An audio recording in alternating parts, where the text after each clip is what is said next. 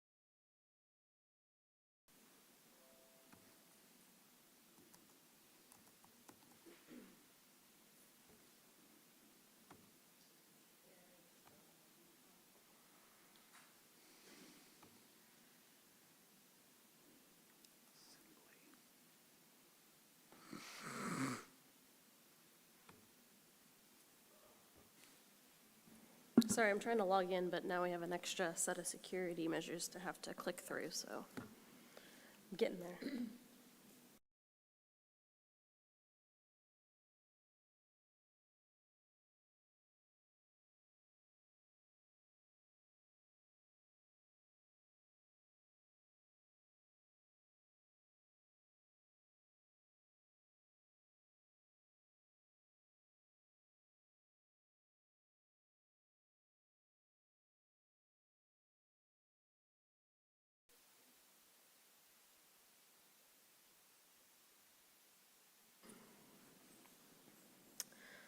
Alrighty, yeah, okay.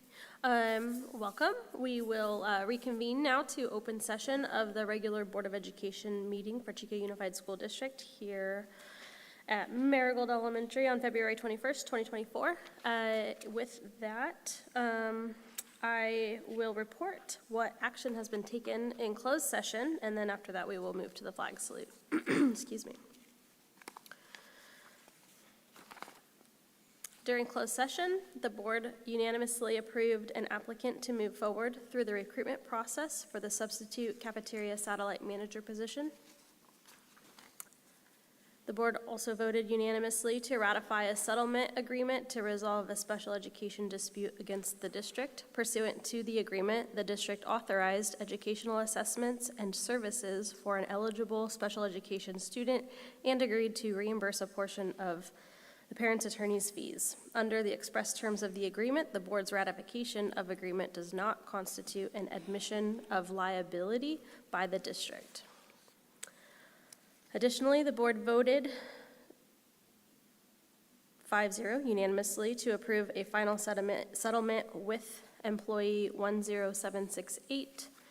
And finally, I wanted to make note that on closed session item 6, conference with real property negotiators, the accurate APN, which was not originally published but is now in the updated agenda packet. It was 002-180-228. With that, may we please all stand for the flag salute.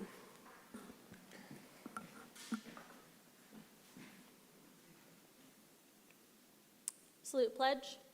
I pledge allegiance to the flag of the United States of America and to the republic for which it stands, one nation, under God, indivisible, with liberty and justice for all.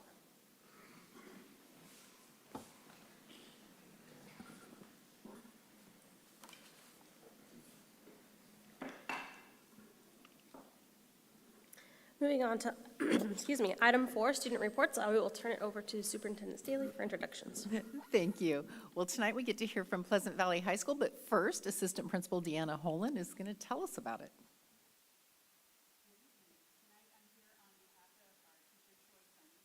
Is right now across the street at our Viking Showcase, which is our 8th grade parent night, so he is greeting parents over there.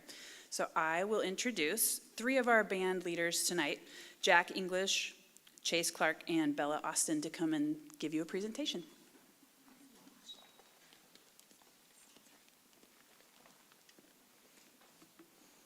Hello, I am Jack English, and I am a junior drum major and saxophone section leader in the PV band. I am a junior this year, and this is current status of what PV band is doing. So PV band is a year-round educational and competitive class. To start with, our marching program is a fall semester activity where we go to multiple competitions a year, such as Napa Band Review and also in Roseville at Oakmont High School.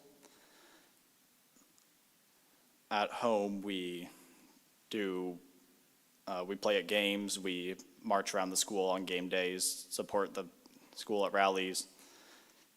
We'll march our football team in at games as well. So in December, we'll go around neighborhoods where we play holiday music in our Christmas ambushes. We'll occasionally carol at these, but for the most part, we are playing Christmas music that is we either buy it or sometimes arranged by our drum majors. And winter percussion is an extracurricular class that we can take, which is an alternative for marching band during the spring semester. It's a competitive experience. It's all outside of class, extremely dedicated students who join.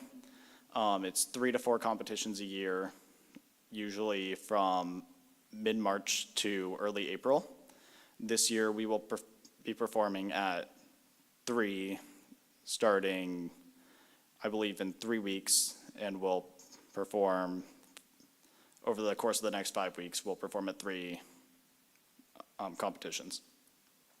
This is our coaching staff.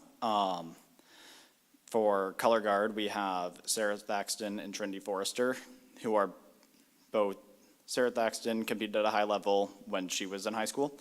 Also, Trinity Forrester currently performs with the Santa Clara Vanguard, which is a very high-level corps. Zach Mossman is our percussion tech and coach. He also marches with Santa Clara Vanguard. And Andy Shoemaker is our head visual coach, who out of high school marched with the highest scoring corps for the last 20 years, the Blue Devils. Hi, I'm Isabella Austin. I am the other junior drum major, and I am a junior this year as well. So after marching season, we go on to concert season, which is where we will be indoors and sitting down and playing our instruments to eventually perform at a festival and also for our spring concerts. We have 3 classes, and those classes will be our more beginning level concert band, which tends to be freshmen and people starting new instruments, and that's open to anybody. And then we have our audition only class, the wind ensemble, which tends to be sophomores, juniors, seniors, or anybody who passes the audition. And then we have our jazz band, which is a harder class, but there is no audition. So the concert band and wind ensemble, it's going to be focused on more classical styles of music, and eventually we go to festival, like I said, at the end of the year, and every 4 years we go to the Anaheim Festival, which takes place, the award ceremony takes place in the Disneyland Park. And then we have the jazz band, which is definitely the most active group that we have here. We tend to do more performances, more concerts, and we will occasionally go outside of just concerts at PV, but we will perform for other things as well. We have opened for Chico State's top jazz band, the Jazz Express, and we have also played for the Sela Biliteracy, and also for graduating teachers at Chico State in past years. And sometimes we also get donations as a thank you for doing that. And then there is also honor bands, which could be jazz or classical, and that is not necessarily school related, but it is something that our students are able to do and audition for. And if they get accepted, they get to experience they get to have very amazing experiences with very well-educated musicians, such as Frank DeKelly or Julie Giroux. And we've had multiple students in past years and even this year get accepted in honor bands, and we are very proud of them, and it is just something amazing that we get to support. And then we also have our jazz combo, which is a smaller group of students, and it is an entirely student-run ensemble, and they perform to open for our larger jazz band, and they also play for other gigs as well, as they are student-run and have more freedom over where they would like to perform. Also, we have a Music Boosters organization, which heads our band program, entirely parents of music students. And recently we finished our 3rd music gala, which was planned all by them and run by students and parents. You may have also noticed all of these pictures have a Tyler Smith watermark, who is a very amazing parent who decided to donate his love of photography and take pictures at almost every one of our events and donate all of his profits in the photos to the Boosters program. Leadership skills. Extremely dedicated members of the band take on leadership roles such as us, and with Mr. Simonton to prepare events that happen in our school with our band. Some of the student leaders include the drum majors who conduct for marching band, the section leader who instructs and helps the other people in their section to become better musicians and help them if they have any problems with the music or in general. Some of the managers, the equipment manager manages stuff like our podiums or our equipment in the classroom. The librarian, me, Chase Klein, organizes the music and helps keep everything orderly. The jazz representative represents the jazz band and can help with many aspects of organizing a jazz band. The public relations manager organizes and manages our social media account to keep all of the information up to date. A few statistics. In general, the students will perform 20 to 30% higher on tests and quizzes. They generally have a higher average IQ and make 20 to 25% more money than others in their professional fields. They also have a higher college acceptance rate and form stronger bonds with fellow students. Thank you for your time. Do you have any questions? Yes. Thank you, students. It's not a question. I live pretty close to campus, so I get to hear you guys out there practicing. Love it. Have always loved it. I've been there about 30 years, and I just love being able to hear the band practicing. Thank you. I have a question. I have a couple questions. I preface with, I was a first chair section leader for clarinet at my high school. Went to honor band, so I can empathize with your experience, which is really awesome and fun. One question I have, which is really personal for me and then anybody out there listening in, what opportunities are there for the public to tune in, attend in person, or catch performances virtually to also get to enjoy all that you guys are working on? For honor bands or just in general? In general. Bella, do you want to? As of current, we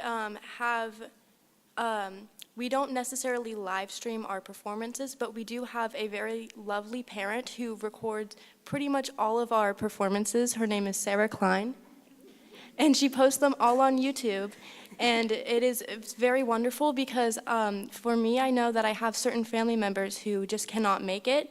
And so they asked me to send them the videos, and they get to see what I'm actually doing and all the time that I spend and put into the band, and they get to see what that actually creates. And so I think that's really wonderful. And I think that's really great, but we do not have like a live streaming sort of thing, but it is available to watch typically in the following days after the performance. Great, thank you. Part of the inspiration of that question, besides, just not being able to drop in on an honor band concert or something, was some kind of drama that I had caught wind of in the fall with a football game, and how it was, there were people there doing a professional videography of the game, and then there was the marching band performance, and there was no camera on the field at that point, and there were some parents that were upset about that, and I thought that was really unfortunate, and I'm sure that the public would like to see all of our students highlighted, not just the athletes on the field, so. Luckily, Sarah Klein also records our marching band performances, and also when we go to competitions too, because typically when we go to competitions, it is out of city, and so a lot of people aren't able to make it, and so even for winter percussion and honor bands and our marching band competitions, she is usually there to record it and post it on her YouTube channel for That's us. so great. Thank you, Sarah Klein. And then a follow-up question, not the same vein, but in the first part of your chat, I was inspired to ask, because I'm a UC Davis alumni also, if any of you have gotten the chance to go to UC Davis's picnic day and watch the Battle of the Bands. They have their own student-run band, it's called the Band, and they do marching band stuff, and it's cover songs, and it's super fun, and then they battle it out with other colleges bands come, and it's amazing. So strong suggest if you have not been able to catch that yet. Go, please. I have been to UC Davis. I toured it in 8th grade with my school. I did not go to the picnic. However, I have visited UC Davis. Yeah, picnic day. It's in April. So if you want to catch some fun live music action with the bands from different colleges, that's the place to catch it.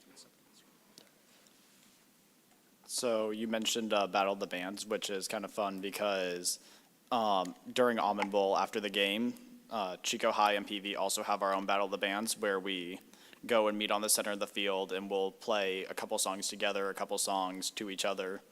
And it's really just a good time where there's, a crosstown rivalry, but we're all friends at that point, so it's just fun. That's awesome. Speaking of which, shout out to all of the Chico Unified music teachers out there who are doing great work with all of our students, right? If it wasn't for them and all of you all, we wouldn't have a great program. So thank you for your presentation. Anybody else? Chase, what grade are you in? Oh, sorry. Yeah, I forgot to introduce myself. I'm Chase Klein. I said I'm the librarian. I'm also the Low Read section leader. I am a sophomore. Okay. I'm just really impressed that we have 2 juniors and a sophomore, so that shows me there's leadership in the band for a couple years to come. So thank you for doing that. It's going to be exciting times. Thank you for your time. Thank you for being here.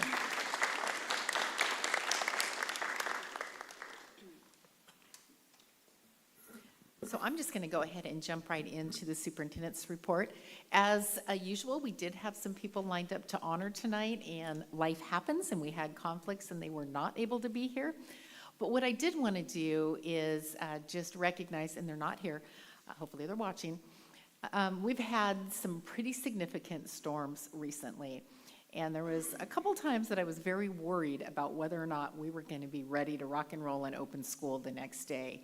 And our maintenance and operation and transportation team have been absolutely amazing. They have given up their weekends. They are out making sure that trees and branches that have fallen are off school campuses, even in some very inclement weather.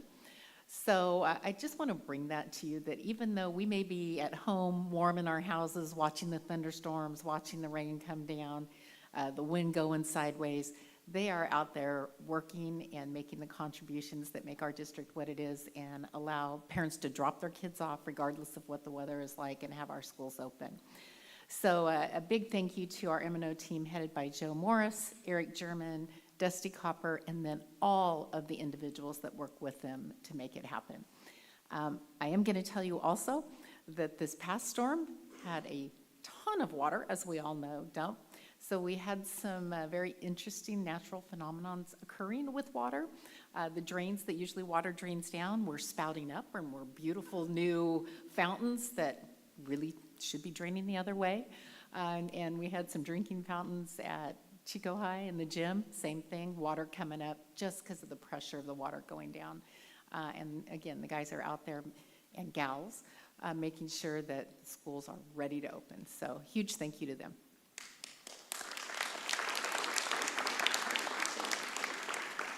And with that, I will turn it back to you, Madam President. Thank you. Up next is item 6, announcements. Are there announcements that any board members would like to make regarding upcoming events, student awards, or school site accomplishments? Yes, please. The CTE competition results were posted on our website yesterday, and we had, I believe, 44 students that have qualified to move on to state competitions. So check out our CUSD website and the CTE competition winners. We're just rocking and rolling, and taken names. Yes, to add to that, that's the Skills USA competition, which we did have national winners last year. Yeah, from Chico, and so it looks like we're gearing up. 46 students that qualified to compete at state finals, and so yeah, stay tuned because we might be gunning for the national competition again. So great job, everybody. Seeing no additional announcements, I would like to introduce to the crowd Chuck Zartman, who is here to introduce the Fulbright Teaching Excellence and Achievement Program and share some information with us at this time. Thank you. Yes, we're honored to have 19 Fulbright educators here from 15 countries, 4 from Uzbekistan and one from each of the other countries. And they'll be at 3 schools, 2 at Marsh, 3 at Chico High School, and 14 at Pleasant Valley High School beginning tomorrow. So you're seeing them the day before they enter the schools. So they would like to come forward, introduce themselves, their country, and which school they'll be placed at. So come forward.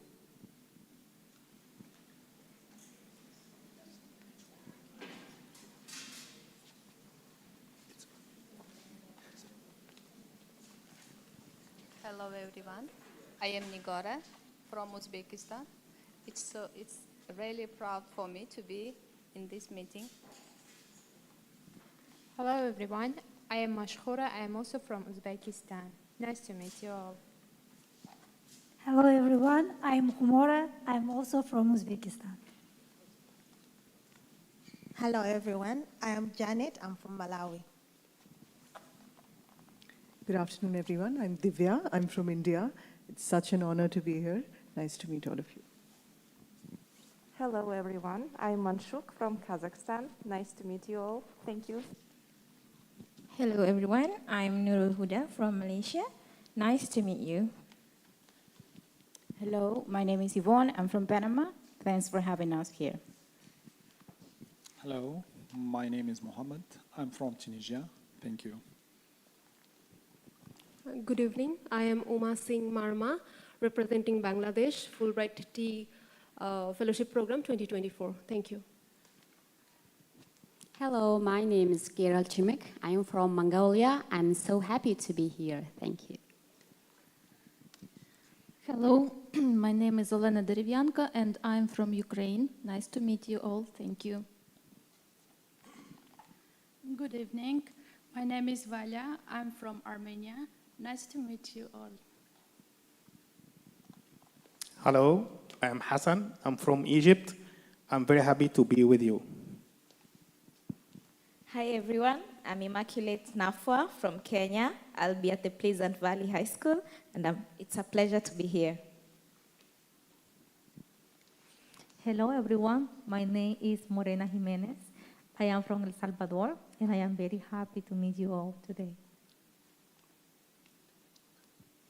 Hello everyone, I'm Jane Le, I'm from Vietnam and I'm very happy to be here with you.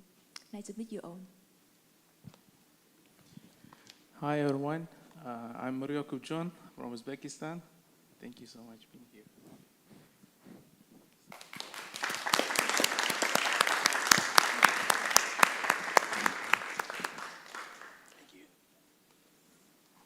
Well, welcome to you all. Thank you for being here and joining us, and just wish you the best in your adventures with our students and enjoy the classroom. It is a lot of energy and a lot of excitement, and I hope that you all have fun and take something away from it for yourselves.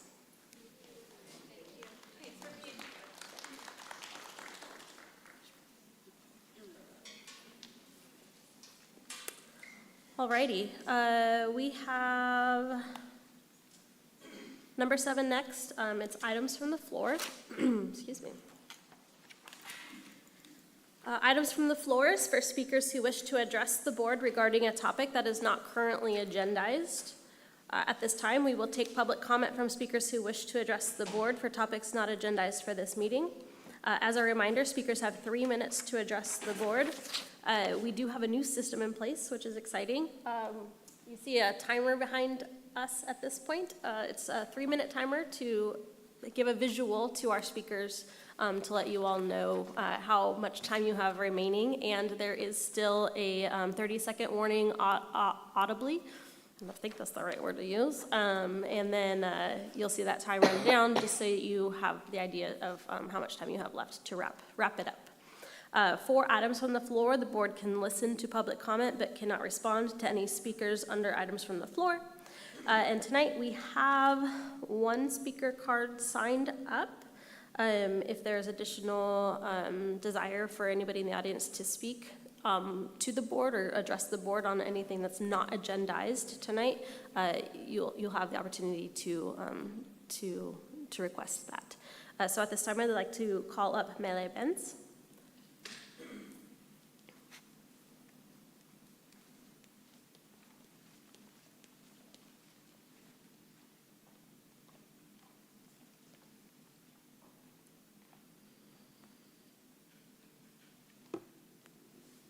Good evening, members of the Chico Unified Board of Education. I want to thank you for your efforts in developing a comprehensive policy to address hate-motivated behavior in our schools, drafting clear guidelines on how to report and respond to incidents of discrimination, harassment, and bullying based on protected characteristics sends a powerful message that all students deserve to feel safe, welcomed, and valued in our district. I also want to recognize your collaboration with the NorCal Anti-Racism Coalition. By working together with us, you are tapping into the expertise and insights of community leaders who have long advocated for equity and inclusion. This partnership reflects a commitment to crafting policies and programs that authentically meet the needs of marginalized students.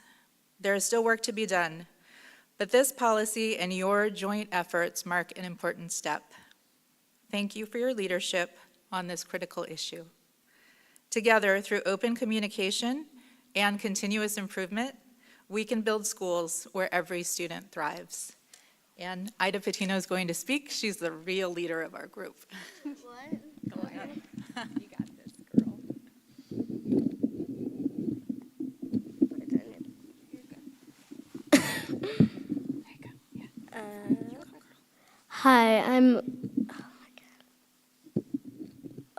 Hi, I'm Ida Patino. I go to Rosedale Elementary. If you remember last time I was here, I was trying to persuade you to implement anti-racism education. I just want to let you know racist bullying and racist jokes are still happening at Rosedale.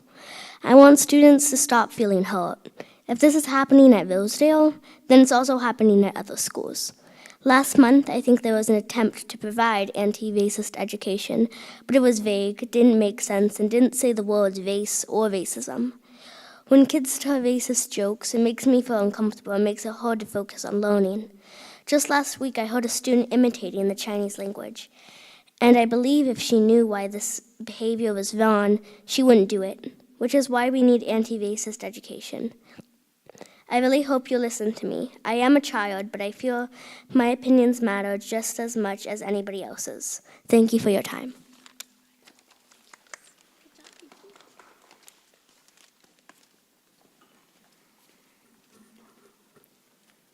Thank you.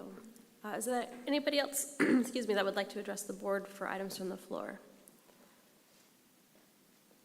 Okay, seeing none, we'll move along to our consent calendar, item 8. Is there anybody who would like to pull a consent item for further discussion? I have a couple of questions. So yes. Okay.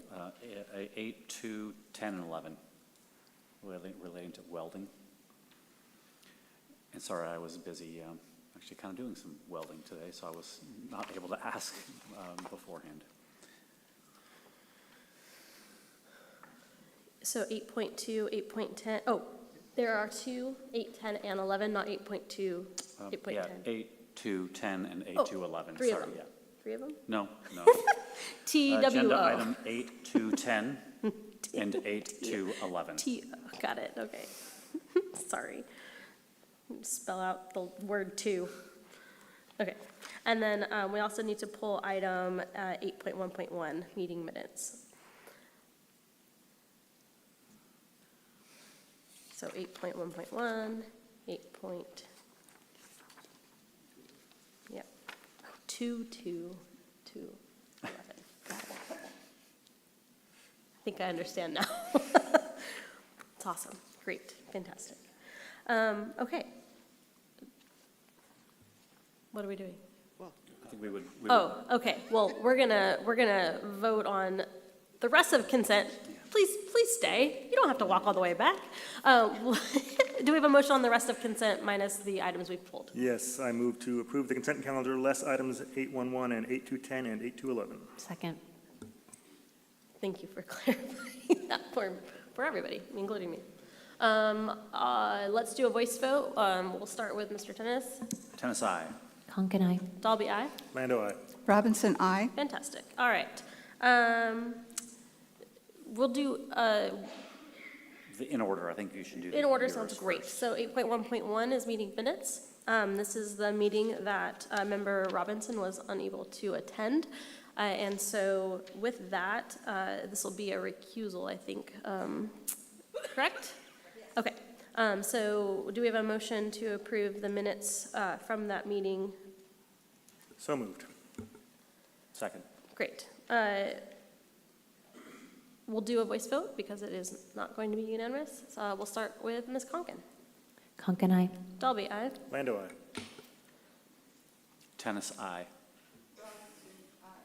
Abstain? Yeah, recuse. Let me see. Right, for the minutes for the 17th. Yeah. Okay. Mr. Tennis. So addressing items 8 to 10 and 8 to 11. In item 8 to 10, we have consideration of course name change from Ag Mechanics and Welding 1 to Intro to Ag Mechanics, and then changing Ag Mechanics and Welding 2 to Ag Welding. What's the reason for the change? Do we know? I wouldn't blame you for not knowing, because I just kind of came up with this. I do know. It is because when we named the courses last year as proposed, we did not and had not hired a teacher yet. So we named them strictly after the pathway that we were pursuing. Our teacher has since advised that he thinks it's best if we change the names to more accurately describe the content of each course. So the Intro to Ag Mechanics course has a broad spectrum of skills that are being learned, where the Ag Mechanics, the second year course, or I'm sorry, the Ag Welding course, second year course is more focused on welding. And is this at both high schools, is there? No, it's only Chico Pleasant High. Valley. Pleasant Valley. Mm-hmm. So what percent of the welding program, roughly speaking, at PV is encompassed in these two classes here? The majority. I would say I don't, off the top of my head, know how many sections we have of the intro class this year, but it's either 4 or 5, where there's probably 1 or at max 2 sections of the others. Okay. Are there non-ag related welding classes? No. We Okay. replaced our former welding courses with these. Okay. Thank you for the information. And just for my clarification, the Ag Welding class is, has the prerequisite of the Intro to Ag Mechanics first. Okay, thank you.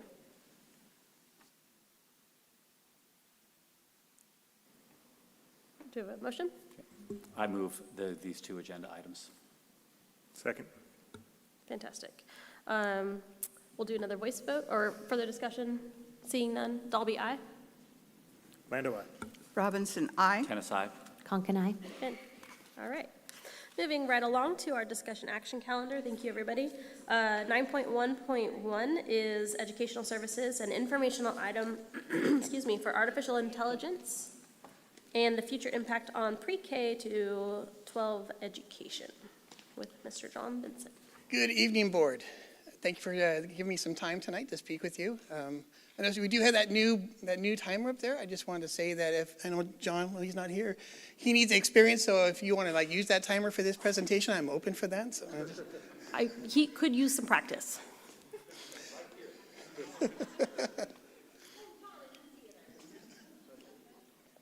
So let me dive in on this.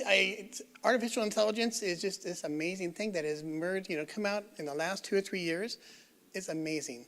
And I am really fired up over this. I didn't think I would see this happen so quickly, and it has just steamrolled over the last 2 or 3 years.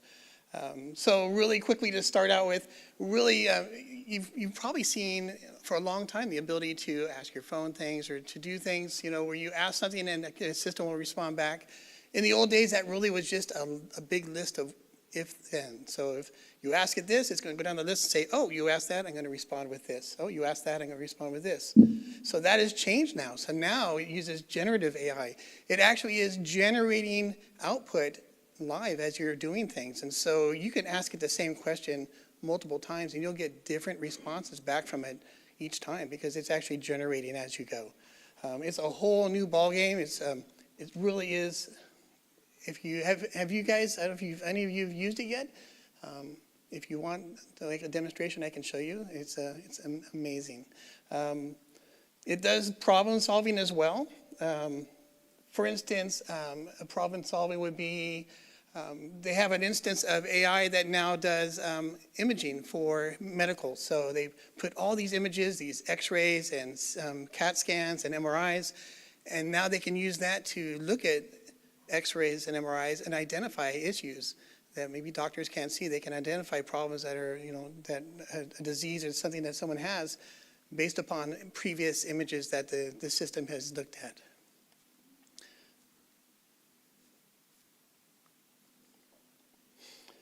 So we are not diving in on this. AI is a brand new technology. It has issues, and so we are taking very metered steps on this to make sure that we don't overstep. For instance, right now we're really using it more for like a grammar check or spell check. You probably use that on your computers. We also use it for document creation, so I probably use it once a week to create a document. It doesn't create the best documents. It's like a really good assistant. You have an assistant who can help you with things, but they can't just create the whole thing. You really need to take that and then shape it into what you want it to be. Can I just pause you there? Sure. Maybe scale that back to it's a decent assistant, because a really good assistant would be offended from you saying that. Okay. You're right. Thank you. And you'll see on a couple slides here in a minute that it is a pretty good assistant. It does a great job, but it's not there. It's still brand new. Back when TV first came out, it had lines on it and it rolled. It's kind of the same thing with this. It's a new technology. It's going to take some time for this to mature.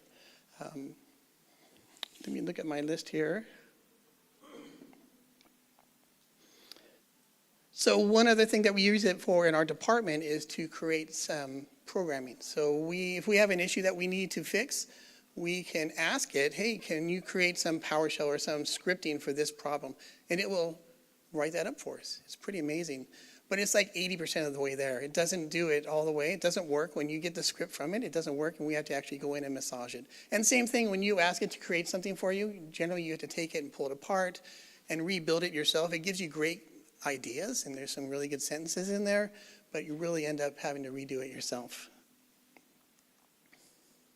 So this slide, these next 4 or 5 slides, I had originally created a presentation I was going to do, and then I thought, I probably should let AI create the presentation.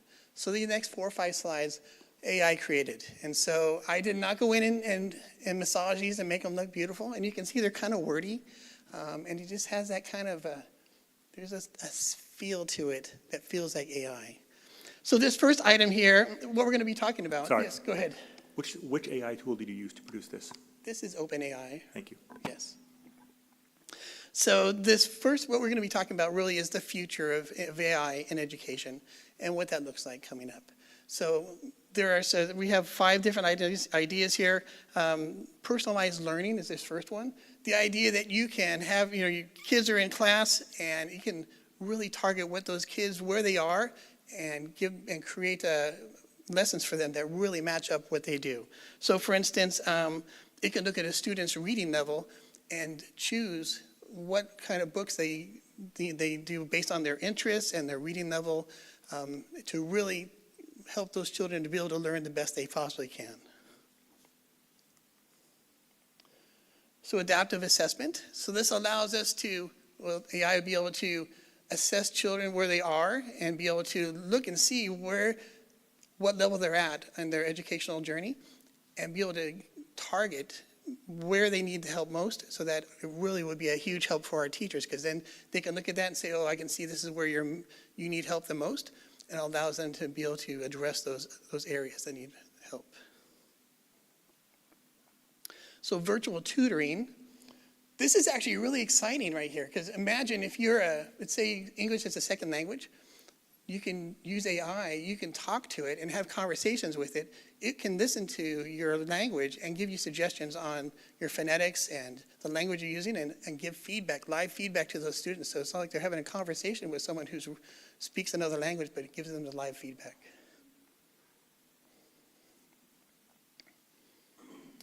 So grading and feedback. This is really going to be a huge help for our teachers. So imagine you're an English teacher and you have 5 classes of English papers that you need to grade.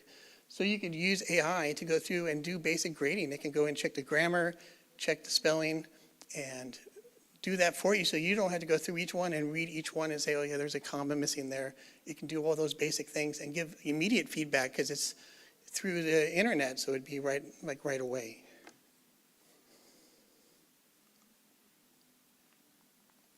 Then enhanced development of curriculum.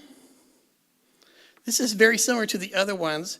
So it allows a teacher then to be able to create curriculum that really matches what that student needs, what their needs are. If you are, let's say you're a teacher and you want to be able to create an assignment that's about, let's say, California missions.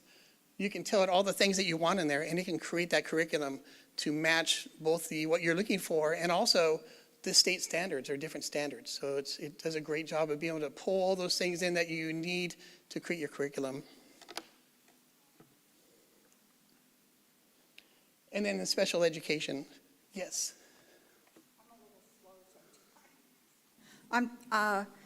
Let's go back to the slide on grading and feedback.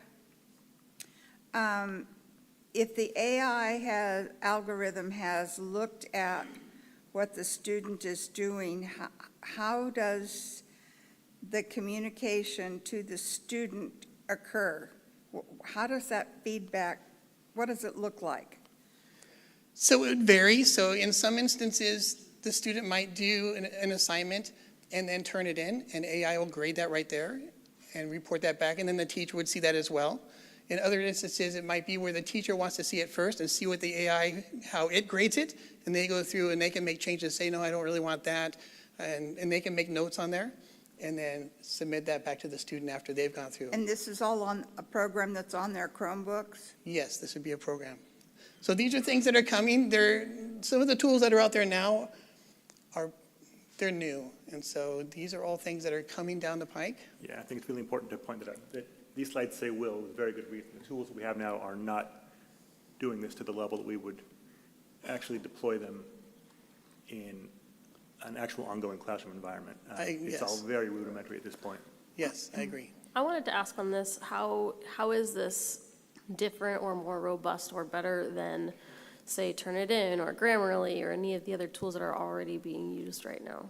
So a lot of those, they do very similar things, but this is going to be taking it to the next level because it has such a huge amount of data that it can pull from to be able to do these assignments, create curriculum, do grading. Grading is kind of a simple one, but it is, like creating, targeting for students where they, what book they should read or what their curriculum should look like. That really is a very, because it has so much data that it has to pull from. It's the same idea as what we're seeing right now, but it's really taken to the next level. Do you think that there's potential then this just occurred to me, or just came to me. Something that's really hard as an educator is to evaluate a student based on their growth in real time, in the classroom. We have standardized tests that help, mark that from year to year, but how do you do that from last assignment to this assignment is a lot harder.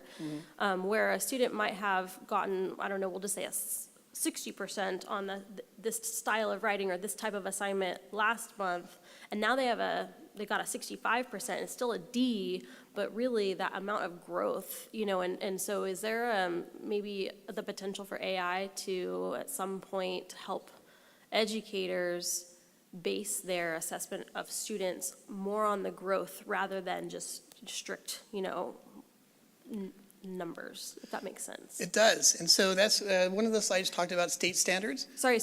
As like an individualized thing, An individualized, right? So they're yes. not being based on a complete classroom standard, but they're being based on a standard that is their own personal standard. Right. Yeah, just thought. So sorry, didn't mean to. No, it's okay. So from what I've read, yes, it would be able to do that. One of the real powers of this is the fact that it can really individualize the educational experience for each child, because it really looks at where they are and where their strengths are, where their interests are. Do they really like mystery novels? If they like that, then maybe mystery novels is a great way to go for reading. It can look at where their strengths are. Their strengths in grammar, or if not, then maybe they need to be simpler books so that they can start there and work their way up and build upon what they've already learned and build upon that. And so that's what they're looking at, is using that to target where that sweet spot is, where the child is right now, to help build upon where they are. Which sounds great as long as it's not adding additional steps or stress for the educator themselves. When you have 175 plus students that you're trying to, manage all of those individualized programs, which is what we would like to work towards or to do, like that's the ideal, level of education for our kiddos, as long as it's assisting with that and not adding another layer of steps to take to do that. I mean, that's the ultimate goal, right? It is. And that really is what this is too. It's an assistant to our teachers. It's not meant to, I should have mentioned this earlier, it's certainly not meant to replace educators. It can't do that. It's just a tool that can be used to make our teachers make their jobs easier. That's what they're aiming for this. So as tools are created, that will be the aim. When companies create tools to help teachers, is to help them and not make it more difficult. And that's where, as more programs come out and we look at those and we can look to see what it is they do and how other districts are working with them, find those tools that actually do the best job of that, of helping our teachers. Yes? John, I'm going to I noticed something you said about making the job easier for the teacher. I think what would be more appropriate in a way of description would be to make it more effective. Yes. Because we are looking at making the teacher that you can't replace more effective with these tools. I like that word more.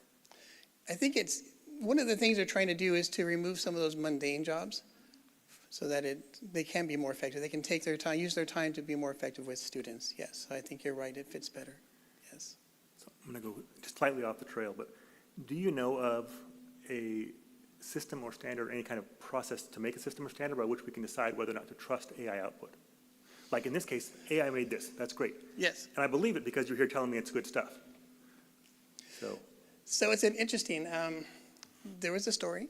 I can tell a story really quickly. So I went to a training and they talked about it was a law firm. So this law firm had to submit a brief to the court. I don't know if you heard this, and so they used the AI to make this beautiful brief, and it had the court cases on there that applied to it to back up their case. They submitted it. And it was all fake. The AI just made something beautiful. It looked great, but all the court cases were not real. And so they call those hallucinations. That's an official term for AI. It has hallucinations. It just makes stuff up as it goes. And so, but it looks great. And so you're very right. It's so important to make sure that the information you're getting from AI is correct, because it's not always correct. Yes, thank you for bringing that up. Any other questions on this before I move forward? All right. So AI in special education, this has great potential as well, because we could utilize AI to help to create IEPs, to look at the strengths and the places where children have need, to build those IEPs to give them what the services that they need. Also, there is, we can use AI to do more assisted systems. So, for instance, we already see some of that right now. We see systems that are helping kids that are in special education to help their assistive systems. So it allows them to talk and do different things through the systems. It's really cool what we're seeing right now. We'll see even more of that coming forward as well as time goes by. All right, so this slide is mine. So all those last ones are all AI generated. They were big and wordy. Hey, John, in the future, can you just do a little footnote on those types of slides that say AI generated? Yeah, AI generated. That'd be Sure. great. Yeah, thank you. So currently, we do not allow students to access AI systems. It's not because we don't support that. I fully support students accessing AI. The whole world is going to be based on that in their world. They're going to be using that so much. It would be wrong for them not to utilize that. But at this time, we don't have privacy agreements from those companies. So the state of California, Assembly Bill 1584 requires privacy statements, signed contracts with school districts before we're allowed to share data with them. And so at this time, we don't have these. So every AI company out there, Google, I went to a Google presentation 2 weeks ago. They're still like, do not allow kids to use it because we don't have privacy statements. So right now, it's blocked for all of our kids on district devices. But at some point, we're looking forward to opening that up to them. Something to consider too is, so we're talking about open AI. It's an open architecture. So anything that you type into that is accessible for anybody else. It's open. It's like It's like the new version of Wikipedia. It's something like that. Yeah. So when you type in something and you're trying to create something, all that data you put in there is actually, it's not private to your account. It's open to the world. And so you need to keep that in mind when you're using AI, not to put personal information into AI. And so that's where that second item comes in. The PII information, never, never, ever, ever. And that's like, I think when I went to Google, it was like 5 never, ever, evers. They said, put personal information into AI, because it's anybody can see it then. We're waiting on them to come out with a more closed system, and that's what education will use, will be a closed AI where you can put information in, it doesn't go out anymore, but that's still on the way. It's kind of terrifying to think about younger folks, our students, for example, like discerning between what's okay to put in there and what's not. You know, they might think, people can look up my phone number. It's not that big of a deal for me to put it in there, but that's scary. It is scary. Yeah. Yeah. So if you're watching right now, don't put personal information into that. Don't do that. Just don't do it. Just don't do it. Just don't do it. All right. So any questions? Is there a cheating angle to this at all? I mean, oh yeah. I mean, I guess if anybody who has access to Google, could cheat. I don't know that having access to some kind of artificial intelligence would. Well, I guess to write your paper. That's the thing. Yes. And so, are we incorporating that into our, program at all? I mean, maybe this is a Kelly Staley question, or have we thought about students using AI to write papers? I guess they're taking their life in their own hands in theory, because they could be putting hallucinations in there and things like that. They could be. Which is what we're all going to be That's not doing, right at I all. guess. I mean, Yes. every reporter and so forth, and novelist, is going to be having AI take a crack at some big onerous project that they're facing down, and then they'll just kind of go through and groom it, when it's over. I mean, do we have a philosophy on students doing this? I mean, will we give more pop quizzes in response to this? I think we should. So what do you think, Superintendent Kelly Staley, boss of Chico Unified? And the non-AI expert. But I think we have seen technology advance throughout time, right? So it used to be cheating if you used a calculator. Now we wouldn't even think about having students take a test without being able to use that calculator, especially in the higher maths. So I think from a education standpoint, we're going to have to really think about what is important, what's the important knowledge that they know, And certainly John already mentioned that it's going to be increasingly important that we talk about the ability to discern between, what is accurate and what isn't. But students right now can go home and use artificial intelligence to write a paper, and there's a good chance we're not going to know, right? So we may have to change how we teach, how we assess. More may need to be done in class where we know that it is truly their thoughts that we're getting. And then we're going to need to embrace it because kids are going to use it in the real world. They're going to use it in jobs that are coming up. And just like we had to do with calculators, let's figure out what are those essential skills that kids need to know. And certainly thinking and discerning between reality and not is one. So I got a question for my fellow board members. Does anyone else think that we should convey that we think pop quizzes for writing is a good idea? I mean, for me in my life, writing has, I think, been just a really important, tool, not only to be able to convey my own thoughts to the rest of the world, but even to formulate your own thoughts for yourself, for your own consumption. I mean, when you sit down and do the hard work of, putting pen to paper and formulating thoughts, it forces you to weigh your viewpoints, and are you really somebody who can think clearly? And I think that if students can't think clearly enough to be able to write something down on paper, we ought to, in the vein of trying to educate them, we ought to be willing to expose that by subjecting them to, essay assignments in class. What do you guys think about that? Anecdotally, I think that at least the educators that I know who are teaching our students are really good at teaching critical thinking and understand how to navigate what you're talking about and how to recognize using AI tools even when students are not giving genuine feedback in written form, and to ensure that students are being held accountable for their ability to think and communicate critically and clearly. To say it the most succinctly, I have really good faith in our educators to be able to navigate that professionally. And I'm very encouraged. There's just a lot of really smart educators across the country that are working on this. So as time goes by, we'll see things, ways of dealing with this come out from around the country, including in our district. We'll have ways of dealing with cheating and ways of identifying that will happen. So same thing happened with Wikipedia and really any new technology that comes out, we adjust. Defining what cheating is. Yes. I also want to add to what Ms. Dalby was saying, that a lot of our teachers do a lot of exit tickets on the way out, checking for understanding, a lot of formative assessments inside the classroom where they will give quick prompts, or here's 2 problems I want you to do, I want to check for understanding immediately. Even if it's on their Chromebook, they could say, here's a quick prompt, write it right now. Before you leave, I just want to make sure that we have the understanding of what the concept before you leave the classroom today. I still believe that's still happening in our classroom.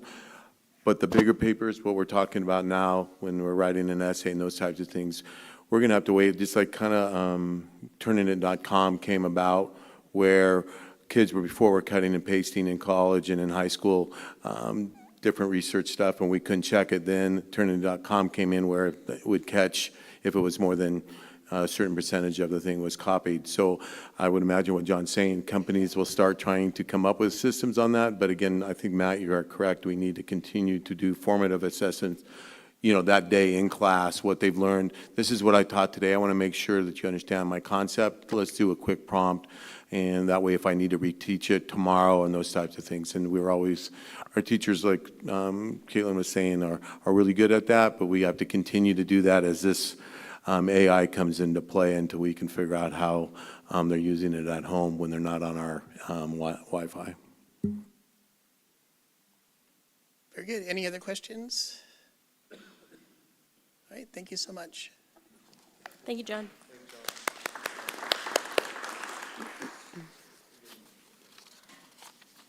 All right, moving on. In our discussion action calendar, 9.1.2 is also an informational item on Chico Unified Homework Policy, defining homework.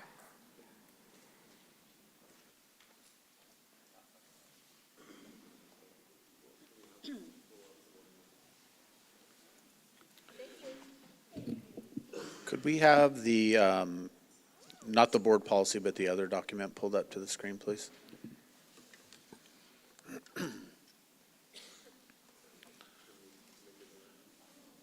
Thank you. Could you blow that up just a bit? Perfect. Thank you so much, Zach. Good evening. I'm here to talk about homework, a more traditional educational topic than what you just heard. The topic of homework came to the board at the November 1st board meeting, and we were exploring the possibilities of changing homework policies. And the board, at that time, the board directed staff to district office staff to work with our teachers to come up with a common definition for homework. Just for your reference, the existing board policy is included as an attachment to this item. This document essentially adds details to the general ideas present in the current board policy. No big changes. It's essentially fleshing it out.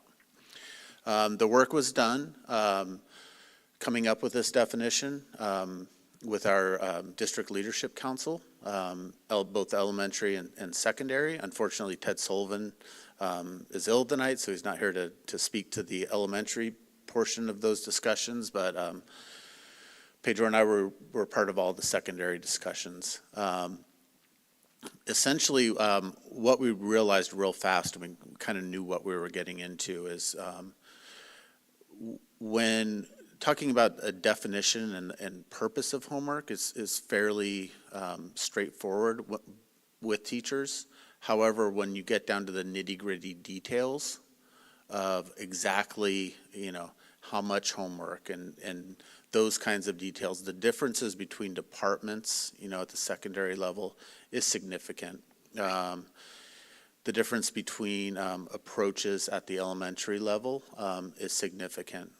So coming up with a very, very detailed document is difficult. However, the document presented to you tonight was approved by all our teacher leadership parties, and it has a few sections here. First, we have the purpose of homework, and I'm going to do a little bit of reading tonight. I apologize, just for the benefit of folks out in the audience. The purpose of homework. Homework assignments are designed to reinforce classroom learning and encourage independent study. They should not serve as the primary method of instruction, but as a supplementary tool to support classroom learning. The definition of homework here. Homework encompasses several key aspects integral to student learning and academic achievement. It serves as a tool for review, allowing students to reinforce concepts already learned in class and solidify their understanding through practice. Whether it involves reading assignments, completing tasks left unfinished during class time, or engaging in activities that front-load upcoming lessons, homework is designed to extend learning beyond the classroom walls. Importantly, homework does not require immediate teacher support, fostering independent and self-directed learning skills among students. It is crucial to emphasize that homework should not introduce new learning, but rather consolidate existing knowledge, serving as a meaningful and purposeful extension of classroom instruction. It is the goal of the district that homework is a valuable component of the learning process, enhancing student outcomes and promoting academic success. So the spirit of this is essentially, we're not giving kids tasks to do at home that they haven't been presented with it during class. It is to supplement the work that is being done in class and the learning that is taking place. Moving down the document, the group decided that the impact of homework completion should minimally affect the student's grade. The time allocations here at the bottom are, it's something that's commonly used. An example is, back when I started teaching, kind of the rule of thumb was 10 minutes per grade level in the elementary world. That's something that a lot of districts have settled on. So first grade would be 10, second grade would be 20, et cetera. We adjusted those a little bit here, essentially following the board policy of which states something to the effect of, as the age of as students get older and subject matter gets more complex, that they will have more homework. Additionally, we added asterisks there for additional homework for honors and advanced placement courses. These courses, students know what they're getting into when they sign up for advanced placement courses. There's going to be work at home. And they're, in fact, built into the courses by the College Board. So any questions about this? I have a comment, just something that I wish was a little bit more clear or maybe discussed further. Towards the end where it says, these are general recommendations, it would be nice to clarify that the following are basically like, it basically makes it sound like there's an expectation that there should be 30 minutes of homework every night for third graders. Instead of saying there should be no more than 30 minutes of homework per night. It could be 0, but it should not exceed this number. I think I would feel more comfortable with that statement if it were worded in a way more to say that it shall not exceed, not that the expectation. Or that was for an example. It doesn't matter which grade level. I think that for ninth graders, it should not exceed 90 minutes a night of homework. It could be 0. That would be totally acceptable. Clarify in that my it shouldn't world. be a minimum, is what you're saying, right? One thing I failed at is the existing board policy has been in place for a while. This document is meant to back that up and provide more details. Maybe. So just as far as time allocation, the amount of homework assigned will be mindful. You have the age and the grade level, but maybe also including ability level, something to sort of encompass students who might have IEPs or special needs. Right. Adding age, maybe ability is the right word, or I don't know. Right. I hesitate to do this at the moment, but looking up at the definition and seeing if there's wording we could use or possibly add. Is there, I think that there's a intention to bring this back to school sites and get additional feedback from staffs, but also maybe to run it through some of our parent groups from different targeted areas, just to get feedback from them as well, to sort of continue to massage it out and kind of pick out some of those, inclusive pieces that. And Yeah. to that point, if I may, sorry, the board policy, which is also attached, does, within one of the first paragraphs, talk about that the board recognizes that students learn at different rates. As part of the preface to discussion. That's very important. I'm glad you brought it up. My other concern is that, is there an attached AR to this? What happens if a teacher with a very old school sort of mentality is assigning what feels to other teachers or parents like a hugely excessive or unnecessary amount of homework? And if this were to turn into an AR, which I believe that is the plan, administrative regulation, the principal would have that to refer to when discussing that with the teacher. Tim, are you done, Tom? No. Okay. One of my concerns when I read through this in preparation for the meeting was the difference in the bell curve of student ability with I'm talking upper grades. And because you don't know what teacher A has just done if you're teacher B. And my concern is a student who is doing their best but struggling. How do we protect homework from becoming a negative impact on the student's attitude toward getting in there and spending the time to do the work when the time becomes, I don't want to say overwhelming, but it's just that's my concern. Right, and I think our teachers know their students very well, and they understand there's different ability levels seated before them. In some cases, there is, a separation made just by course enrollment, so that students are somewhat grouped by ability for certain subjects. So that would make it easier for teachers to make those adjustments for an entire class. But in any case, our expectation and what we see is that our teachers know their students very well. They understand the backgrounds of their students, and our expectation is that they take that into account when holding students accountable.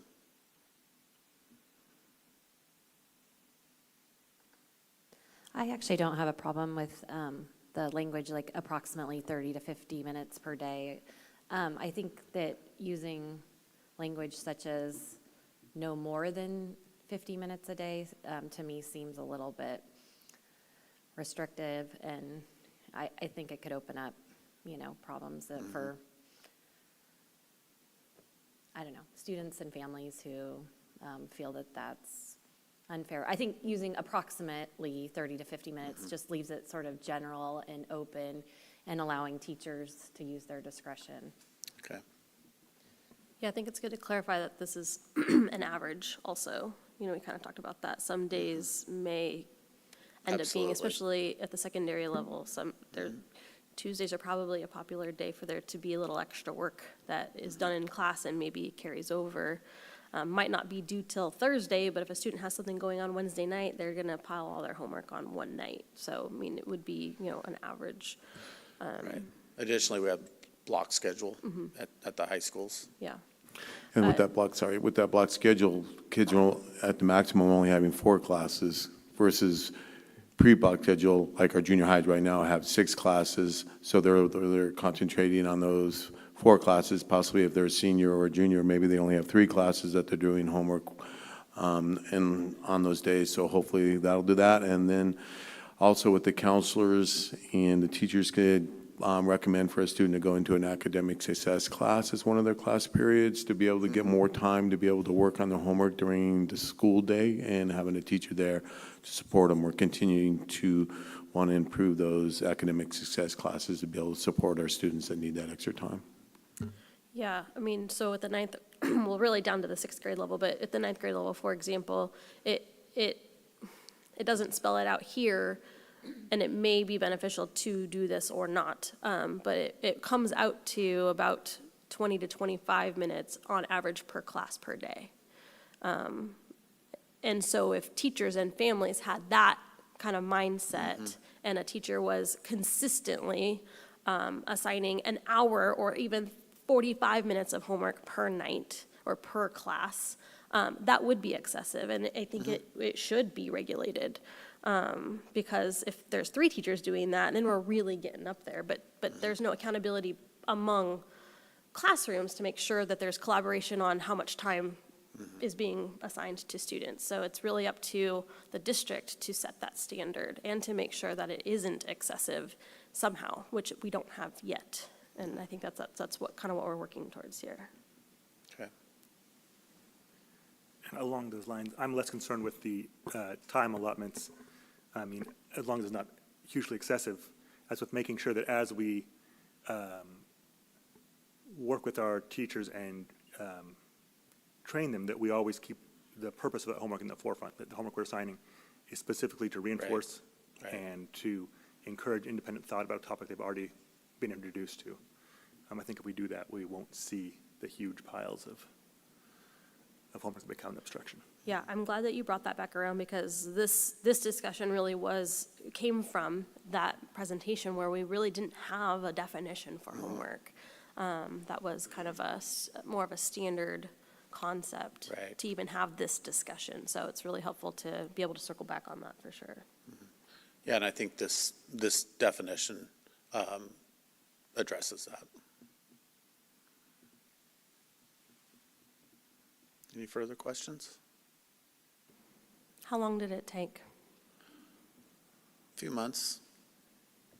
Yeah. We meet with our DLC about every 2 weeks, so took a little while going back and forth between the groups. Nice. Way to stick it out. Thank you. Mm-hmm.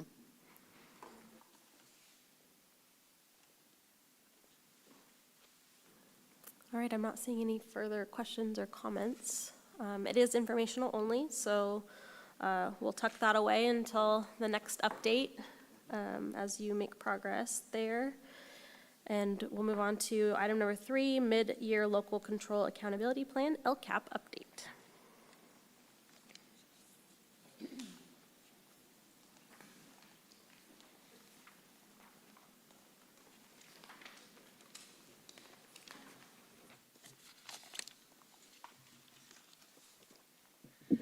Good evening. Okay, thank you. We're up. We're coming to you tonight for informational only with a new requirement that the state's given to school districts, county offices, and charters for a mid-year update to the LCAP. So we're just about ready to get into LCAP season, as I call it. And I have Tim and Sharice here with me, my partners in crime as we write the LCAP, with Tim looking at the data pieces and Sharice handling all the money pieces. So those are the two things that this mid-year LCAP report has to share with you. And then, of course, any questions you might have, some of it will be review. If you've looked at the data, you'll know what I mean. But Tim's going to give a quick overview of that first.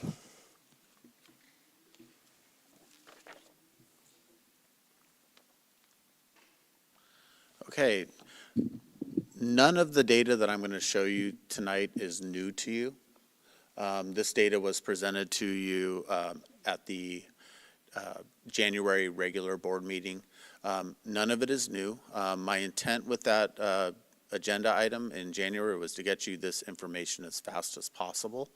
And what we're seeing right now is a mid-year LCAP update, as Tina mentioned. So we're required to provide this data to you. Again, in my opinion, it's a little too late for a school board to get this data. So I'm not going to spend a heck of a lot of time on this. But just to orient you on what you're looking at, the first slide is our English language arts indicator. You're all aware that we increased our overall English language arts scores. And when we look at student groups, we see a significant number of those student groups improving, and a significant number as well improving more than our all student group. In math, we saw a more significant increase, and we saw the same kind of pattern that we saw with English language arts with our student groups. Some of our targeted student groups, such as socioeconomically disadvantaged, growing at a much higher rate than the goal that was set for them. So an example is the socioeconomically disadvantaged here, that grew more than 6 points, and the goal for all these groups is to increase 3.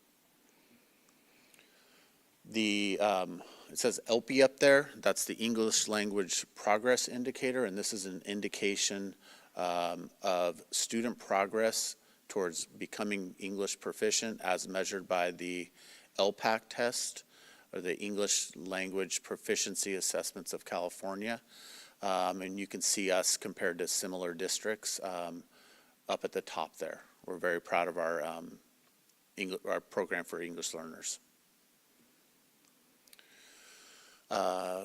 When we look at graduation rate, we saw an increase in Chico Unified. We saw some significant increases for our students with disabilities. and our socioeconomically disadvantaged students. So we're working on closing those achievement gaps. When we look at chronic absenteeism, the rates remain very, very high compared to pre-COVID chronic absenteeism rates. These are kids that are absent at least 10% of the school year. We are very, very high, but so is most of the rest, pretty much all the rest of the state at this point. We are improving. We are improving our chronic absenteeism rate at a higher rate for some of our targeted student groups, which is what we really want to see. You can see some outliers there at the bottom that actually increased. However, most student groups went down. When we look at suspension rate, we essentially remained static last year. We saw, particularly proud of socioeconomically disadvantaged, our students going down. I keep bringing that up because that's our largest student group in Chico Unified with, last year was about 57% of our student body is accounted for in that student group, and we're happy to see the improvement. This is the college and career indicator. We don't get like a color score from the state on the state dashboard, but we are at about 46% graduating our kids college and career ready as deemed by the state.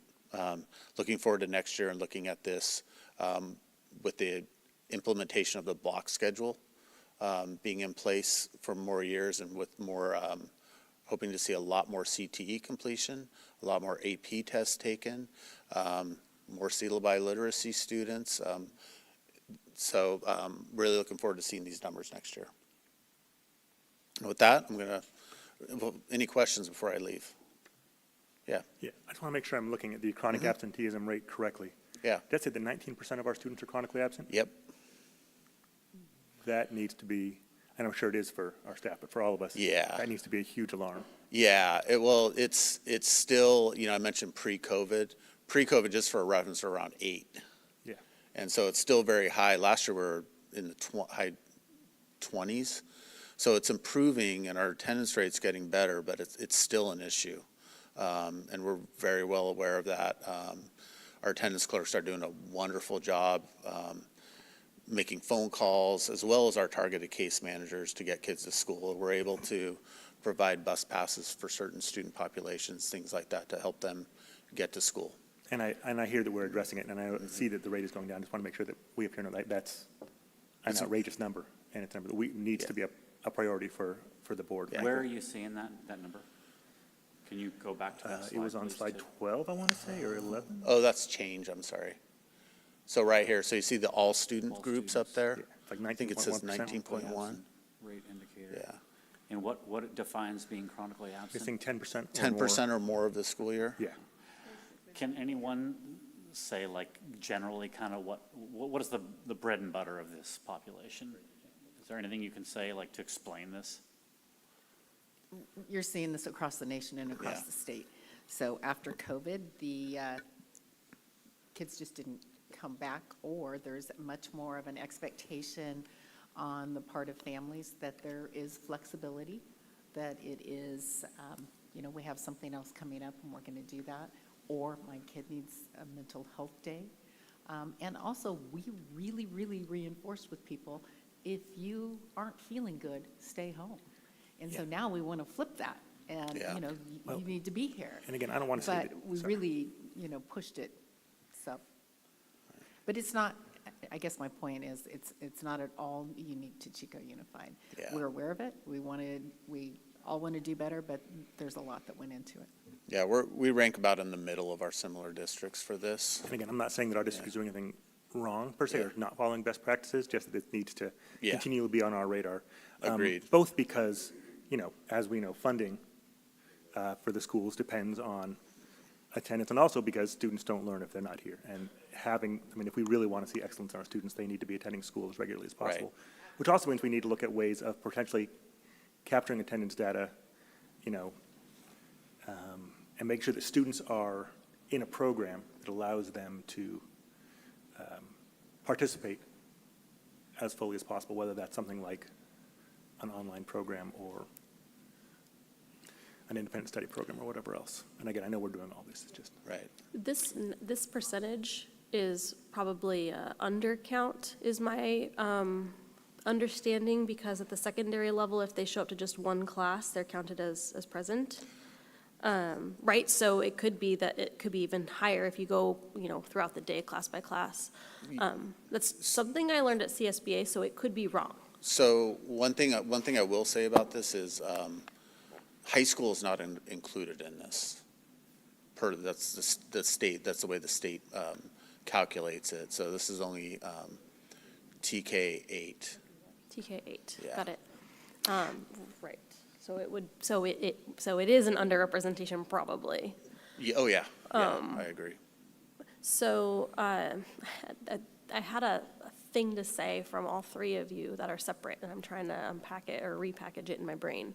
A follow on to Matt's question was, similarly, I was wondering if there's certain school sites that, this number is higher versus lower, or certain demographics where we see the number higher and lower. And I know that there's like a task force that's addressing these things, and those conversations are being had at the district level. I think that's part of what Matt was asking, was if there are certain aspects that, we should be honing in on. Yeah, yeah. On that note, one thing to keep in mind is the younger kids. You were talking about the older kids, but the younger kids that came into school maybe right before COVID or right during COVID, their learning experience is different than had there been kids that have been in school. So it's really educating our families about the importance of being in school, not only for the reasons you mentioned, but just for the general well-being of kids. So it's that demographic that sometimes people don't think of that we have to remember, and that's just a lot of educating to our families with young children or incoming kids that are not older as well. So sorry, Eileen, I had one more thing before I lose it. No. So the last piece, the third thing in my brain that was all happening at the same time, was another quote that came from a presentation from CSBA that I don't have a reference for, was that a classroom or a school site that is experiencing 20% or more of chronic absenteeism, the entire populace of the students are affected by that.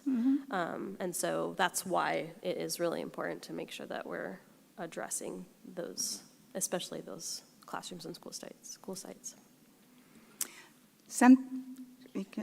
Okay, and something was mentioned about the work that the attendance clerks and the targeted case managers are doing, and I wanted to reinforce that. In my 25 years, I was once upon a time one of those truancy officers, attendance clerks. There were lots of horrible names for the job I did, but the thing that usually really got the attention of the parents and the students was when I would tell them that if you just miss one day a month, that the cumulative effect of that at the end of your school career is you've missed an entire school year, just one day a month.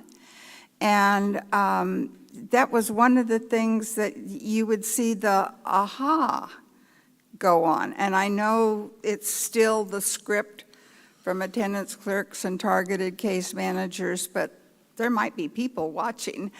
And it is significant, one day a month. And it is something that we are working on reversing, and will help with everything from our academic scores and things that you measure in the tests to, students just recognizing through parent support that school is important. There really is a reason to get up and go to school when you don't want to get up. So that's all. Okay, I'm going to turn it over to Charisse for the financial piece. Good evening. So as Tina mentioned, this is a new requirement from the state, and the two pieces that we have to bring to you are data, and then along with that is the financial piece. So we're going to start with the actions as far as the budget goes, and in comparison to that, where our current expenditures are. So this is expenditures that we've paid out through January 31st. And then the implementation, when we were talking about this and looking at it, if we're on target, we're over halfway through the year, so that means that we're 55% around that of spending so far done. So if you look at all of Goal 1, we've spent about 14 million. The budget was about 25, so we're over 50%, so we consider that on target. The one category where we're in progress is technology, and the reason for that is we typically do our big Chromebook order in the spring, so we don't have as many expenditures in that category right now. Okay. And then these are for goals. Oh yeah, go ahead. The other area where it's not quite half is in professional development. Is that simply because we do most of our professional development in the summer and that's counted as? A little bit of that, but if you see, there's actually two professional development categories on this one, Tom. So in action 1 point, you are looking at 1.9. That's our Title II funds. So the 1.17 was added this last year, and that's district-wide professional development. So we actually, as a school district, it's at the very bottom there. So if you see, our budget was $223,000. We've actually spent over that amount.